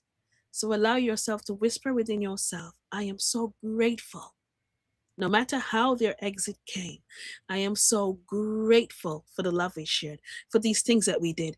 And now let's choose something to carry on that love and expand it more. Either you're writing a letter, either you're going to carry on something in their name, either you're going to put a picture of them or something of them in your space where now you live there energetically. And every time I can see you or see this thing of you, I can close my eyes for a moment, call in your name and say, I'm so grateful I had your love. Conscious breath in and allow yourself to feel that energy flow through you because it never left. And it's baby steps, but allow yourself to live. The only reason why you're still here is because there's something they started that you are the one to finish, or there's still an assignment left for you to do. And believe me, you have more support on the other side. They're not gone, they just changed form. Oh my gosh. So that's the last thing that Miss Sylvia put. She put people that have transitioned have fulfilled their sacred contracts on earth. Yeah. And she also added, these are some excellent messages that are coming through tonight. And she put, so-called death is another misnomer taught by the Christian church which causes fear, and she put fear in caps. Hmm. Ancient scriptures tells us that we are eternal. She put that in cap, beings that never die. Amen, amen, amen. Ashe.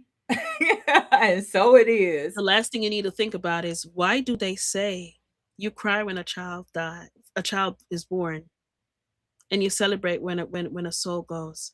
Hmm. You better cry when you come into this physical limited state as a soul who knows everything and you know the journey you're going to go to. And when you finally complete that assignment, when you're dying, it's celebration. I am going back to source. We do things backwards. We don't see them the right way, but that's why they say that. I am choosing to take a very challenging experience, but it will not be me. It will not overcome me because I will finally change form and expand back to that source light. We must try to Okay. remember that. You know what? That is good. And I just had this thought pop in my head. And I don't even know. Look, maybe one of the ascended masters, Mother Mary, may pop in for this one.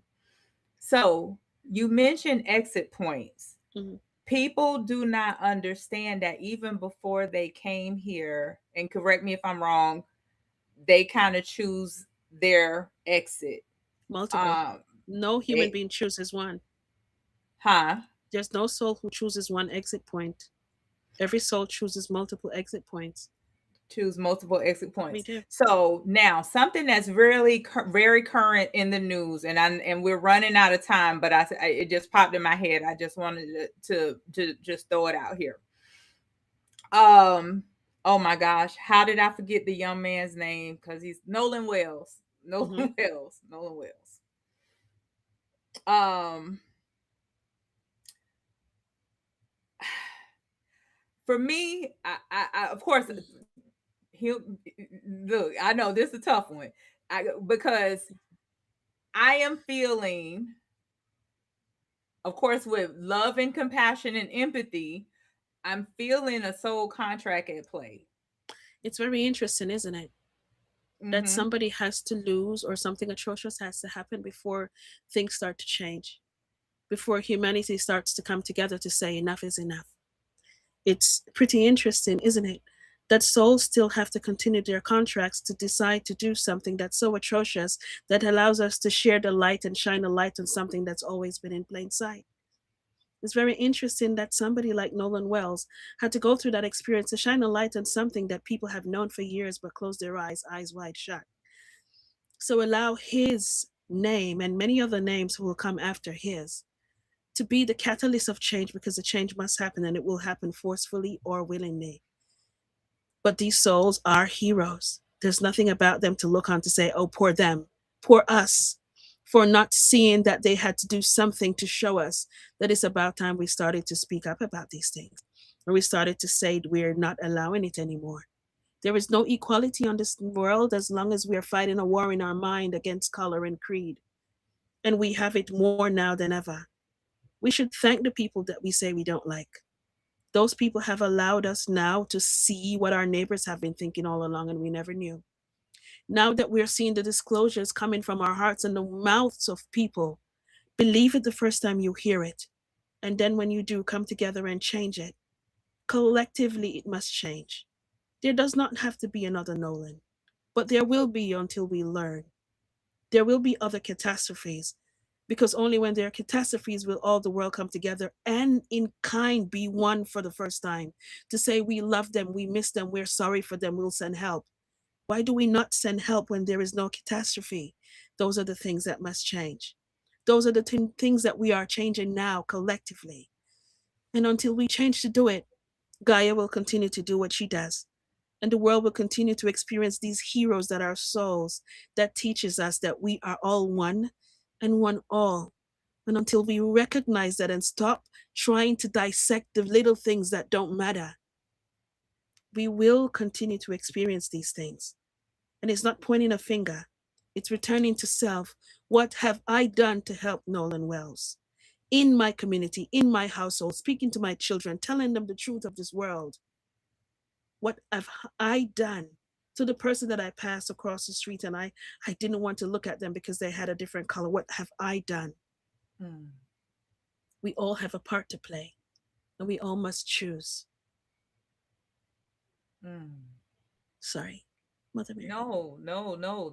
That's exactly why. So it's two terms that you've mentioned repeat multiple times, Mm, and I want you to explain for those who may not know, because again, a lot of the stuff that I talked about, I know a lot of people in my circles don't know about these terms, and then we'll go ahead and start bringing it in. sure. Gaia, Hmm. you know what, I'm going to make it three because you keep grabbing that bottle of water because my people need to know how powerful water is when you speak to Mm, it. So Gaia, hmm. speak into your water and what water does, and then you mentioned sentient.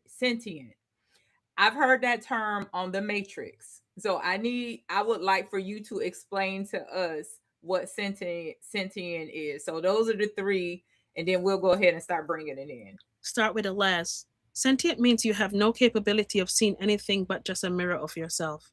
All I see is love and purity and truth and honesty.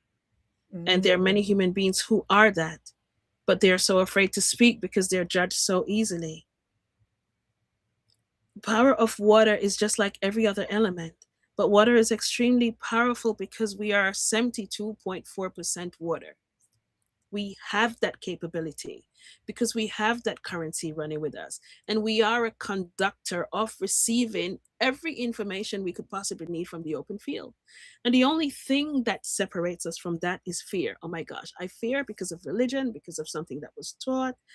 So, water has the capability for you to continue to speak life into it because it is life and it flows through us. So, you can choose to charge water, and when I say to charge it, to speak your intention into water if you choose it. But your intention must be pure. It is my intention. Your intention has to be of the light. When you choose to work with any element, you need to be very responsible for what you want to get out of it. And if your intention is not of feeding the light well, so is light. That's what you receive.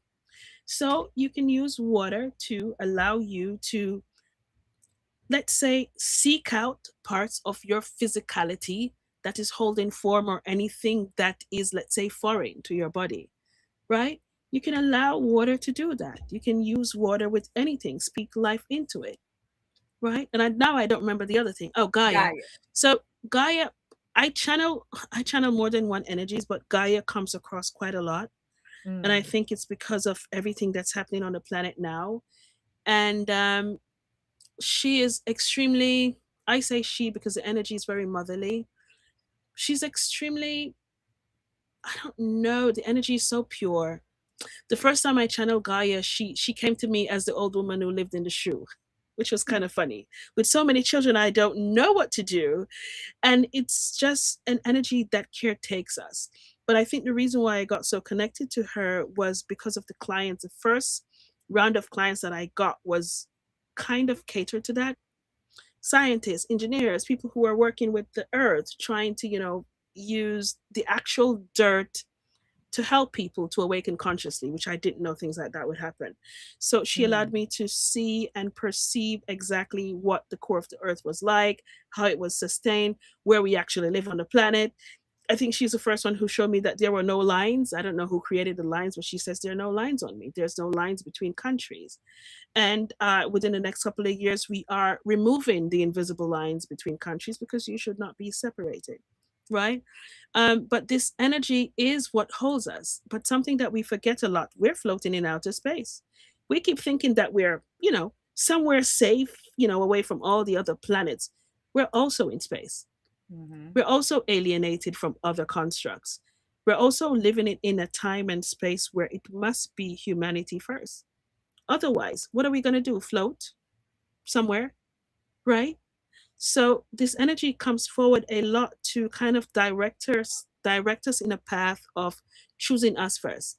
She says, as within, so without. And the reason why she says Mhm. that, she says, if there's an earthquake that's predicted, allow yourself to, the first question to ask, what am I supposed to shake up in my own life? She says, because I mirror you.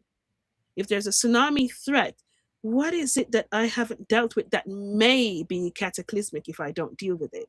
So every time something happens energetically or within the atmosphere, always reflect it within.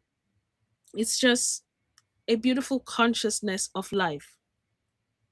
And we are sustained with so much love and support, we have no idea. But I'm very excited for the next few years. It's a very exciting time to be alive. Mm. You know what? A soldier's dream put that bottle of water was a powerful message, and it really was. Excuse me, because even in the shower, and you told me this, Nekesha, Yeah. speak to the water, like Yeah. tell it what you want it to do in your body. Excuse me, and it's been working. And also too, I have been taking the bottle of water. Like I have been, and I've been dealing with osteoarthritis in my knee, and I've been speaking healing into that water. And I can really truly say I am feeling a difference when I am climbing the stairs. So Yes. And trust it, it. And yeah. speak to your bodies. We don't thank our bodies enough. Speak to that knee. Speak love and life over your entire body. No matter what ailment they say you have in your body will not hold anything that doesn't belong there. So it will come up in lymph nodes and all these things. Speak into it. Don't feed it with fear because fear takes away the light that you could shine on it instead. Partner with your body, speak life into it, and speak to your body. Tell me what you need to consume to go through this illness or to make me feel better. I kid you not. Within a few days, things that you normally eat, you're completely repelled from it because your body understands that now you have trusted it to guide you to be healthy. So speak to your body. Just allow me to consume only the things that serves me, that aligns with me, that brings me back to health, and you will Mm, feel repelled from everything. Like even if you try to swallow it, you'll vomit it back. Your body has that. Most intelligence is this. We treat it as if it's nothing. Speak to your body, speak to all the elements, not just water. But water yeah, is good because we are consumed majority of that. Speak to the cells in your body, the blood in your body. I do. Speak to you. This is your universe right here. I've gone through too many illnesses and spoken to my body and seen myself just we can do it. And those of us who go through illnesses that does cause us to change form, that was another assignment. You didn't fail. You still did something because there's somebody who experienced that who will save others through that illness. There's no failure here. There's only awareness, and now I choose how I want to experience it. Okay? Mm. Yes, no, that's good. Okay, Shelly. And something else had popped into my head, but I kept listening, and this one actually slipped away. So, Shell, I saw you came off of mute, so go ahead. I just got a question. Are like these gods that we all speak of, are these just American gods? And why do we think that what happens in this country is a catalyst for what happens in the world? And last one, if you can remember all three, as you say, the things we go through are meant to happen in their contracts. That's further proof that the bad is necessary to get to the good. So we can never eradicate bad because these are contracts that were here before us. I'm going to start with the last one because you're like some of the scientists that I sit with and you want to dissect everything. So it's okay. Let's break it apart. It's not about right or wrong, Shelley. It's about our conscious awareness of where we are. When we start to change the way we perceive ourselves in comparison to others, then the soul contracts automatically change, which has already started to change. The younger ones that are coming up, they are completely different beings. We have many kids right now, including I've got one who does not know about the pain and the hate, and she does not understand if you're mean to somebody. She doesn't see it. She can't understand it. And these ones are coming up and it's completely different. So it's not about yes, it's right, because you can't have black or white or right or wrong or good or bad. Yes, that's how we chose to evolve over time, but it's changing. Now, I think you asked a question about American gods. I don't understand that because did you say American gods? Yeah, because the gods you guys speak of, those aren't the same gods that other countries worship and speak to. God. Okay, I don't So, but even know. or deities you name. I don't know how to respond to that in that way because I don't put the construct into identity when you say gods. Okay, There's so you just no use names so we I all are use speaking on the names same page. because yeah, because the people who are listening are equating to names and they understand it practically when I use the Okay, names that they are familiar with. I agree with that. Depending on which client is in front of me, I've had guides step forward that I've never heard about in my life. No, I agree. Indian. You understand what I mean? But I have to use the names. But for myself, it's just a field of consciousness. Okay. If I'm explaining it to somebody, they want me to identify. But when you are communicate with any guide, any saint, any angelic being present, whether it's off world or cosmic, most times our words cannot translate what we call names. Right. They're just sometimes just a sound, like a tune, like an attunement, No, which is kind of I weird, agree. right? I So it's agree. not, so when you said that, it kind of held me back because I don't even know how to work with that if you're talking about an American God, because there's no a God, there's just a consciousness, right? Okay. All right, so what was the other question?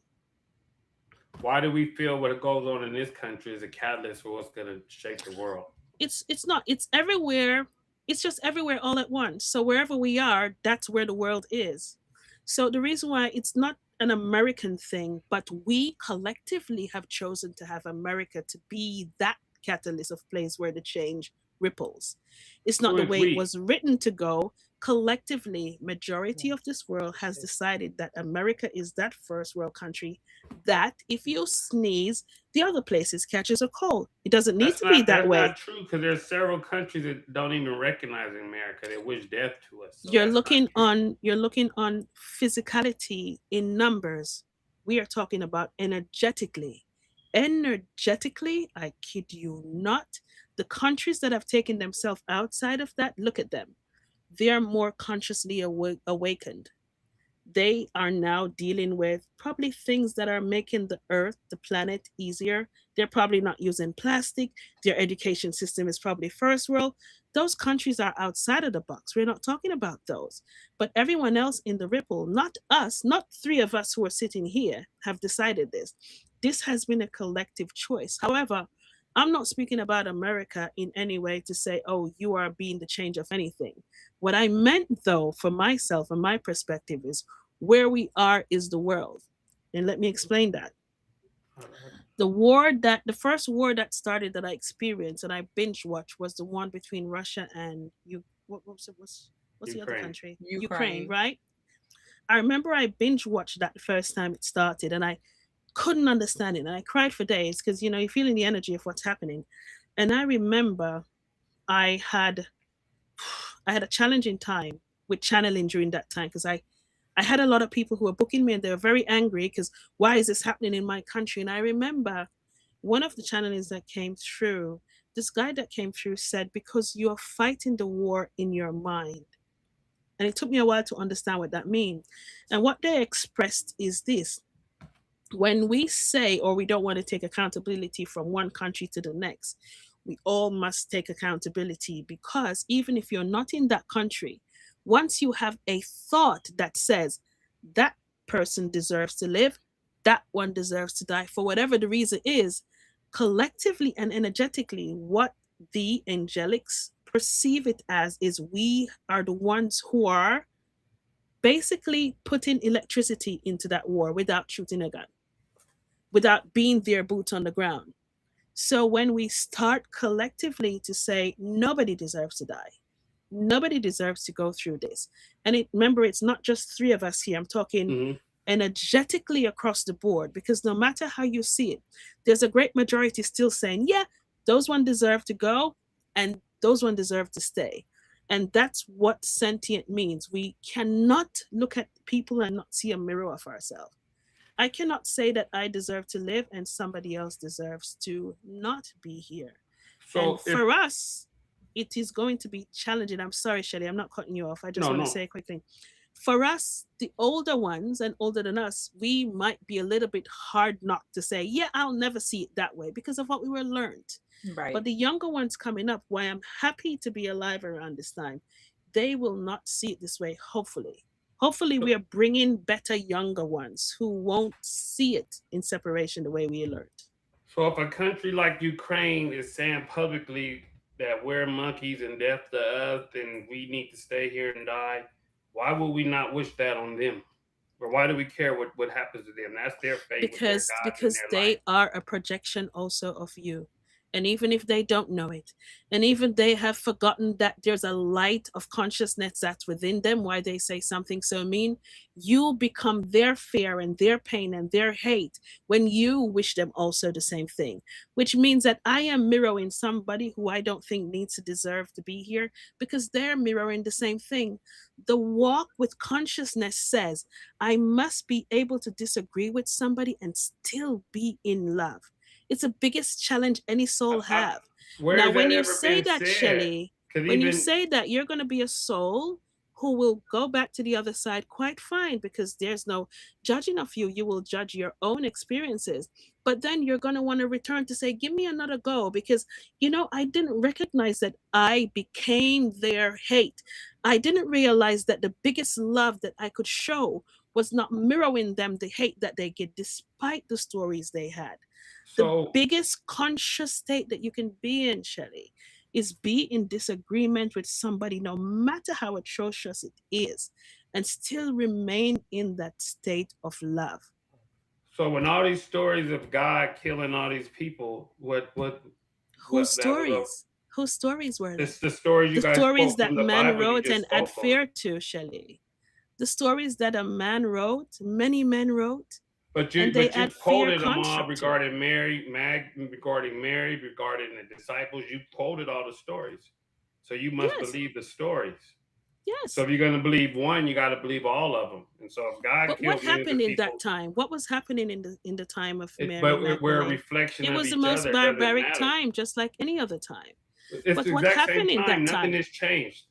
Nothing has changed from. Well, you don't have a Messiah walking now. We We are didn't the have a walking Messiah Messiahs. walking in. He was just a man.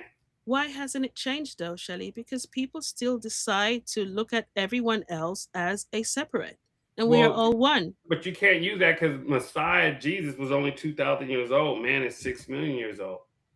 So So what why happened hasn't to man learned? 5 million plus Why years does before him? man Why does man keep killing all the messengers and not choosing love over hate? Mm. Why is it that it comes to this point in the world where we're still fighting all these wars because we That's decide just what collectively God decided. to not disagree and still be in love and want to annihilate somebody else? It has nothing to do with God. Well, if He set the example, then that's the way He God didn't wanted set it. an example. A He man killed came as a everybody. God wasn't here. God wasn't doing that. Men Well, are so the acting Bible's a out lie. as God. So the No. Bible's a lie. Well, men put things in the Bible that aren't very true because it's very fear mongering and it makes you No, that I believe you just want don't to have the clarify power to that choose. you guys pick and choose what parts of the book are written by I'm man, not what going part through are the book, true, what Shelley. part are not. Shelley, understand me. This has nothing to do with religion when I speak about spirituality. I say Jesus because I connected to Jesus, but also other many ascended masters. Now, when I say I'm not speaking about religion, I kid you not, because if I should go through that text, we can be here for a year to show you where fear was embedded over love, over showing the power of your choice. We're not going there. There's no need to go there because we've already lived that. If we keep trying to dissect the text, we will never understand our responsibility for love. No, We will never understand our responsibility want to to knowing dissect that the it's text. time for us, Shelley, it's time for us to be done with that season of barbarism in our lives. Correct. We So must you choose to can't. do that by not leaving and using text as an example and also an excuse to be barbaric. We're Right, but using the you just Bible used and it. all these things as an excuse to say, because this part says this, I have the right to do this. No, No, we are no, we are no. breaking Now these hear me walls out. down. Like, understand what I'm saying. I Right. agree. We can't use this part of the text to be barbaric, but Hmm. you yourself use the part of the text to show love. So we pick and choose what part of the text we want to use. No, we don't pick and choose. Yeah, because you just use them all to show the love that Jesus had, that he had with Mary, He and showed the there's as love examples. despite the hate. That's what I showed. You show. Say Yes, that there is again. hate there. He chose the love despite the hate. The reason why I showed you that, I'm not picking and choosing. I'm saying if he chose love instead of hate during those times, we can choose to do the same things. I'm not picking Right. anything from the Bible. I'm showing a But they blueprint that we overlook. We keep right no, saying because it's they impossible. chose hate sometimes over love, and they chose love over hate sometimes. So Which one wins? which one? How can you say what's necessary and what's unnecessary, I'm or not what saying was what's good or bad necessary. when I'm they saying both were there? see, every time you say that, it sounds as if you think I'm trying to tell people how to live. I'm trying to allow people to see how to choose to live. There's a difference. You can choose to have peace. We have peace as something that's so far fetched that we need to try to hook it with a cord and ring it in for a whole year. No, You don't find peace, Shelley. You choose it. correct. And some people's peace was chaos. Some people Peace got can there. never be No, chaos. listen. Some No, people, if you speak with many, I'm just use this as an example, killers in the world, they got peace from the evil things they did. no. They are feeding a mask You don't know that what they this, feeding because you're I'm not telling you. them. You No, can't say what they're feeding because they spoke from their heart. They said, I enjoyed no, it. they're not So it speaking wasn't. from their heart How do you know because that? the heart only gives you the capability But to how do love and you know forgive. that? Because even Because when you you brought the feel kid, it, even when you brought the Shelley. examples of It's babies, you at feel it. when You kids feel first it. learn consciousness or to Hmm. talk, walk, a child could take a toy from another child, and that child will react angrily. So the ability to be mean and hate is in him. No, Yeah. the I've watched ability to both my kids react. fight as infants over a toy and scream and yell. A So I didn't teach child, them that. They weren't around for me to teach once them a that. They were man, only months old. once a man, twice a child. You have always the power to choose to be reactive in physical form. Oh, But you're, okay. yes, you are. Because why? When you start to give a child a toy, there is something for them to own, is it not? Same as fruit, same as And it's the water, same same like a as human air, being. The same as only life. time you have a disconnection from that source love, Shelley, is when there is something you are afraid to lose. That's why wars are fought. That's life. That's So why if the people whole world hate. was happy, the A problem would be child, she a got child 4 without smiles having and I anything got to 3 lose smiles. will never fight back. A child without having something that they believe this is mine, they do not have the capability to fight. Not until you place something That external in that front that of them. includes food, that includes It water, includes that includes everything. right. So that's just the natural order of life because we need food to That's a survive. natural So order if of I your have physical 4, state, Shelley, so we but don't not need life. food to survive. It's a Okay, natural form of your I physical think state. we gonna have to No, it's bring it okay. You in. know what? These conversations are okay. But see, the way Shelley's talking now is probably the way I would have spoken years ago. But I can say the I way you're don't speaking think now that is the way way I would have now spoke because years I ago see before I past knew the that. truth. Go again. I say, in the way you're speaking now is the way I would have spoke years ago before I knew my truth. Hmm. And what's your truth? That we can't do any better and we have to live in No, fear and pain and my truth choose is hate? you can always do better, but the Hmm. only way to measure better is off of something bad. Like if everything's the same temperature, you don't know if it's hot or cold. It's just it. In order to be, I'm good, I'm bad, I'm positive, I'm light, I'm darkness, you need the other in order to have the other. You need the other to show love over anything else. You were saying You need to exactly. understand love over everything else, to So choose the love other over is a everything else. necessary evil, so therefore it's equally valuable. Okay, so what I know, Shelly will Mhm. keep you going. It's And I very, see you will keep but going with him. So we're gonna go ahead and just All reel right, this on in. love okay. has to win. Love has to win, and I'll never let it go now because I see how much it has changed lives. I see how much we have the power to choose. And I understand what the construct of everyone else may think, that it's impossible. But it's very possible to coexist and disagree and still be left with love, Shelley. Like, I I agree. love the I agree. daylights out of you for being the way you are. And Touche. absolutely. And this is the conversations we wish we would have across countries, and we wouldn't have all these atrocities, right? No, Because we the have Exactly. different atrocities are perspective, and it's necessary. fine. There's always one who Yeah, wants more. So it's fine. I want to I want to read these comments and we'll bring it Sure. in. Queen Sylvia said, excellent explanation. It's not personal, it's energetic. When you were explaining that, she said it would be great if we could talk about things without using the Bible, which is a poor interpretation It of is. ancient African texts. Hmm. And she also added reptilians can have peace in chaos. And so I want to add, Nekesha, I think it's so cool that you remembered that you were in Atlantis, because a lot of people don't even know about Atlantis. Yeah, It became something that I learned on my ascension journey too. So, but when you said you was there, I was like, I but did. I have heard Yeah. that quite a few people from Atlantis And I are came in, back and I did a yeah, regression with Alba, and the same thing, it just came up, and I was like, oh my gosh, it's magnificent to kind of get those memories, and you see dreams and stuff that you were getting all your life like come to form, like, whoa. But it also makes you know that there's always more to life. It's not just this little construct that we're in, that we think, oh, I need to own, to do, to be. We're just passing through, absolutely. and the pebbles of pain and hate, I don't need to own them. I can experience them, but other people has touched them before me, which makes them heavy. We hold on to history, ancestry, and it's heavy. I don't choose to own it, but I'll experience it and I'll let it go, because I want to keep evolving in time. And that's all there is. All right. Nice, Agreed. nice. Good, good, good. I knew this was going to be a good conversation. So much good information came out. Oh, come on, Miss Sylvia, you playing. Oh, y'all trying to keep it going. Okay, but I got to ask the question. She asked, where Mhm. is Atlantis?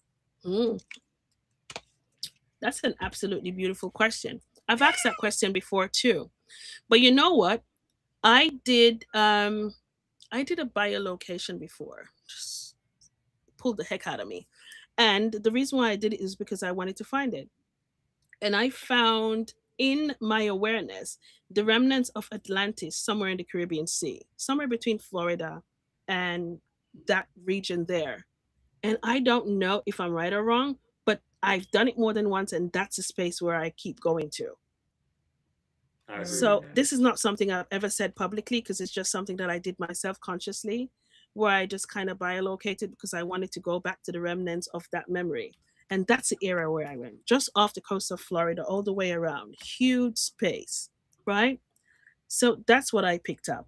And I also played around once before, and there's something going on with Haiti also. Under the whole core of Haiti, there's like minerals, and I don't mm, know. It's almost like crystals, but they're a little bit different on the core of Haiti, which is just magnificent to me. There's so much more on this planet that we don't know yet and we don't remember yet, but they're just remnants of beautiful, rich worlds that has been here before and still is energetically. But for me, for Atlantics, that's the region. And I've done it more than once, and that's the region where I keep finding it. And I was trying to remember because Elliot Eli Jackson, he mentioned like the vicinity of it, but I can't remember where it was because Mhm.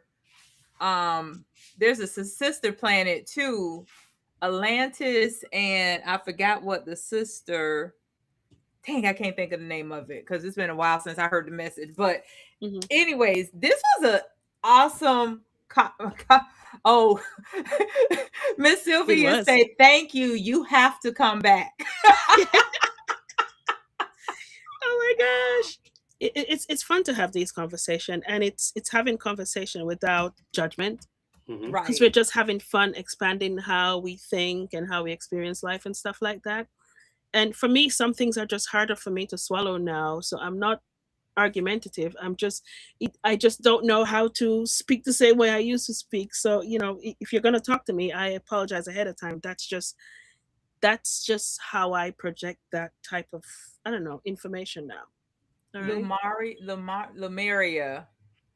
But it wasn't even Lemuria. It was something else. There was when if I can ever find that message, I will text you the name of it so you know. So Shelly, Yes, yes. give us some final words. Final thoughts, comments, and of course, let the people know. And to the people, thank you guys so for whoever is still here. Thank you for hanging in with us. And look, I didn't even give you guys the fluff tonight. I just went straight in because I just knew we needed to have this conversation. But Shelly, give us some good some feedback and what how the people can get in contact with you. I can always say in these matters, I definitely thank you for the conversation because it is good to know that everyone has an opinion and we all can share our opinions and learn from each other's opinions. So that's starters. But do your own research and figure it out for yourself. Um, I don't believe there's a right or wrong because no one's went anywhere and came back with facts or with the God, with the deity himself, herself, that tell us all. So do your own and figure out what you want to know and live according and live in love. I agree Mm, with that 100%. Always choose love. So much easier. yeah. Um, and you can reach me at shellyjsims.com for anything real estate, anything. Nothing's too simple. And I have a dog cookbook on poochpastries.com. Go get it. It's cheap and easy. And, let's live in health in life, not in death. That's it. Mm, thank you, Shell. And Hmm. I know what it. Oh, okay. Rapid fire. This parasite that's going around right now, the psychopub, whatever that's in the iceberg lettuce. What are your thoughts on that, real quick? Because I would probably forget if you ever whenever you come back and join us. What are your thoughts with that thing that's going around? Because I It's feel it's nothing big. another energetic attack, it, but it, that's it that's just it's me. nothing big because we've had already orchestrated plans for another pandemic. That's not going to be anything big. That's basically teaching us to begin to trust the foods that we eat. All right. Mm, People are going to think it's supposed to be energetically big. Don't allow the fear to feed that. Just leave that alone. Right. We've okay. had other things, flesh eating, that were meant to be huge, and we didn't feed into it and it dissipated. Right. So allow Mm-hmm. this one to dissipate the same. There's no big energy on it. Thank you. You know what I said that I said, you know what, I whatever. I feel if you vibrating high, and of course, you speaking, and I feel we're gonna be fine. So thank you for that confirmation. Yeah. And yes, a soldier's dream, fear mongering. That's all it is. That's exactly what I feel about it. But okay, so Nekesha, Mm, girl, thank you. Thank you. Thank you. This was a great girl. conversation. This is a great conversation. So listen, we'll probably have to have you come back like every 6 months and update us on some stuff. Uh Listen, listen, girl. It's okay. Mm. It's all good. this is I good. love it. So give us some final words. A soldier's dream put fear is energy that feeds the negative.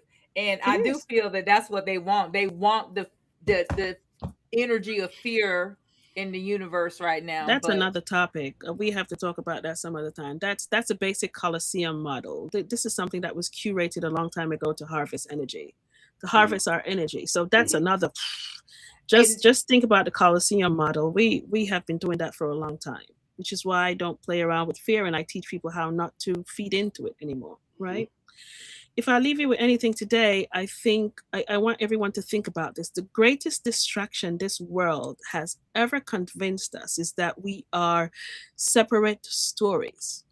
And we live it so well. We are separate stories, and I'm good and you're bad. But the truth is, we are different chapters in the same book. And mm, if we should look at that, you'll understand why I speak the way I speak. We are not separate. We are all different chapters, different flavors, different personalities, but you better believe we have love and light in us. And we have the capability to that power of choice. And we must be accountable and stop pointing fingers the other side. And even if somebody is out of light, you can be that God construct where you can be boots on the ground for God, for that person to see, wait a minute, I better check myself because I was trying to pull their energy in hate and they didn't respond. Take your power back. mm. And that's as much as you can do for Mhm. yourself. All right? Yes. Oh wow. That's it. Take your power back. Take your power back. We're gonna drop the mic on that one. That was Drop the that was mic. good right there. Cause that's what people are doing. We don't that the fear mongering, the distractions with social media and being in everybody's business and this, that, and the other. These are all things that are splitting energy and stealing our power. So thank you for that. So let me go ahead and just breeze through this real quick. Listen, guys, thank you guys so much for being with us. Again, for those who don't know me, I'm Tammy B. I'm a speaker, a coach. Love to be a part of your event. You can go to www.tammib.com. Saturday, August 1st, Studio House Atlanta, 75 John Wesley Dobbs Avenue. It's an all day event. Men come out, be fed by other brothers. Again, Eventbrite, get your tickets today. Yes, you can purchase tickets at the door, but it would be good to know in advance that you are coming. And so, and ladies, sponsor a man, have him in the building, because I promise you the work that is taking place is for the whole. This is part of us healing the collective. That's why this vision was placed on my heart. All right. And so, as always, with much love and gratitude, I thank each and every one of you. Nekesha, I thank you. I thank you. I thank you. Much gratitude to you. Shelly, thank you for holding it down. Thank you for getting that the little extra conversations, the agree It to was disagree good moments. I exercise. love that because that's what real talk is about. We don't Mhm. have to agree about everything, but it's good to have healthy dialogues to give different perspectives. So thank you for always being that voice, and sometimes that combat that I almost use the word combative, but that person that we do want to challenge at times. So thank you so much. And so listen, next week is Wisdom Wednesday. The Queen was active in the chat. Next week, we're going to be talking about the shadow self because that's so important. We need to do shadow work on ourselves, but Queen Sylvia is going to dig into that. So, listen, if you're not part of our community, please join us, subscribe. We're here weekly at 7:30 p.m. Eastern time. Also, do us a favor, do a like on the video, share it with others who you know will benefit from hearing it. And so, as always, I just want to leave you with some words of encouragement. And tonight, those words of encouragement will be this: the biggest adventure that you can ever take is to live the life of your dreams. And that comes from Oprah Winfrey. And words to go with that: the life that you desire requires a new mindset, new habits, and the courage to change. In other words, a shift has to occur. It's time to give yourself permission to step out of the boat and follow your bliss so that you live your life on purpose, intentionally, and the life of your dreams. As always, stay amazing. Peace, love, and blessings. Good night.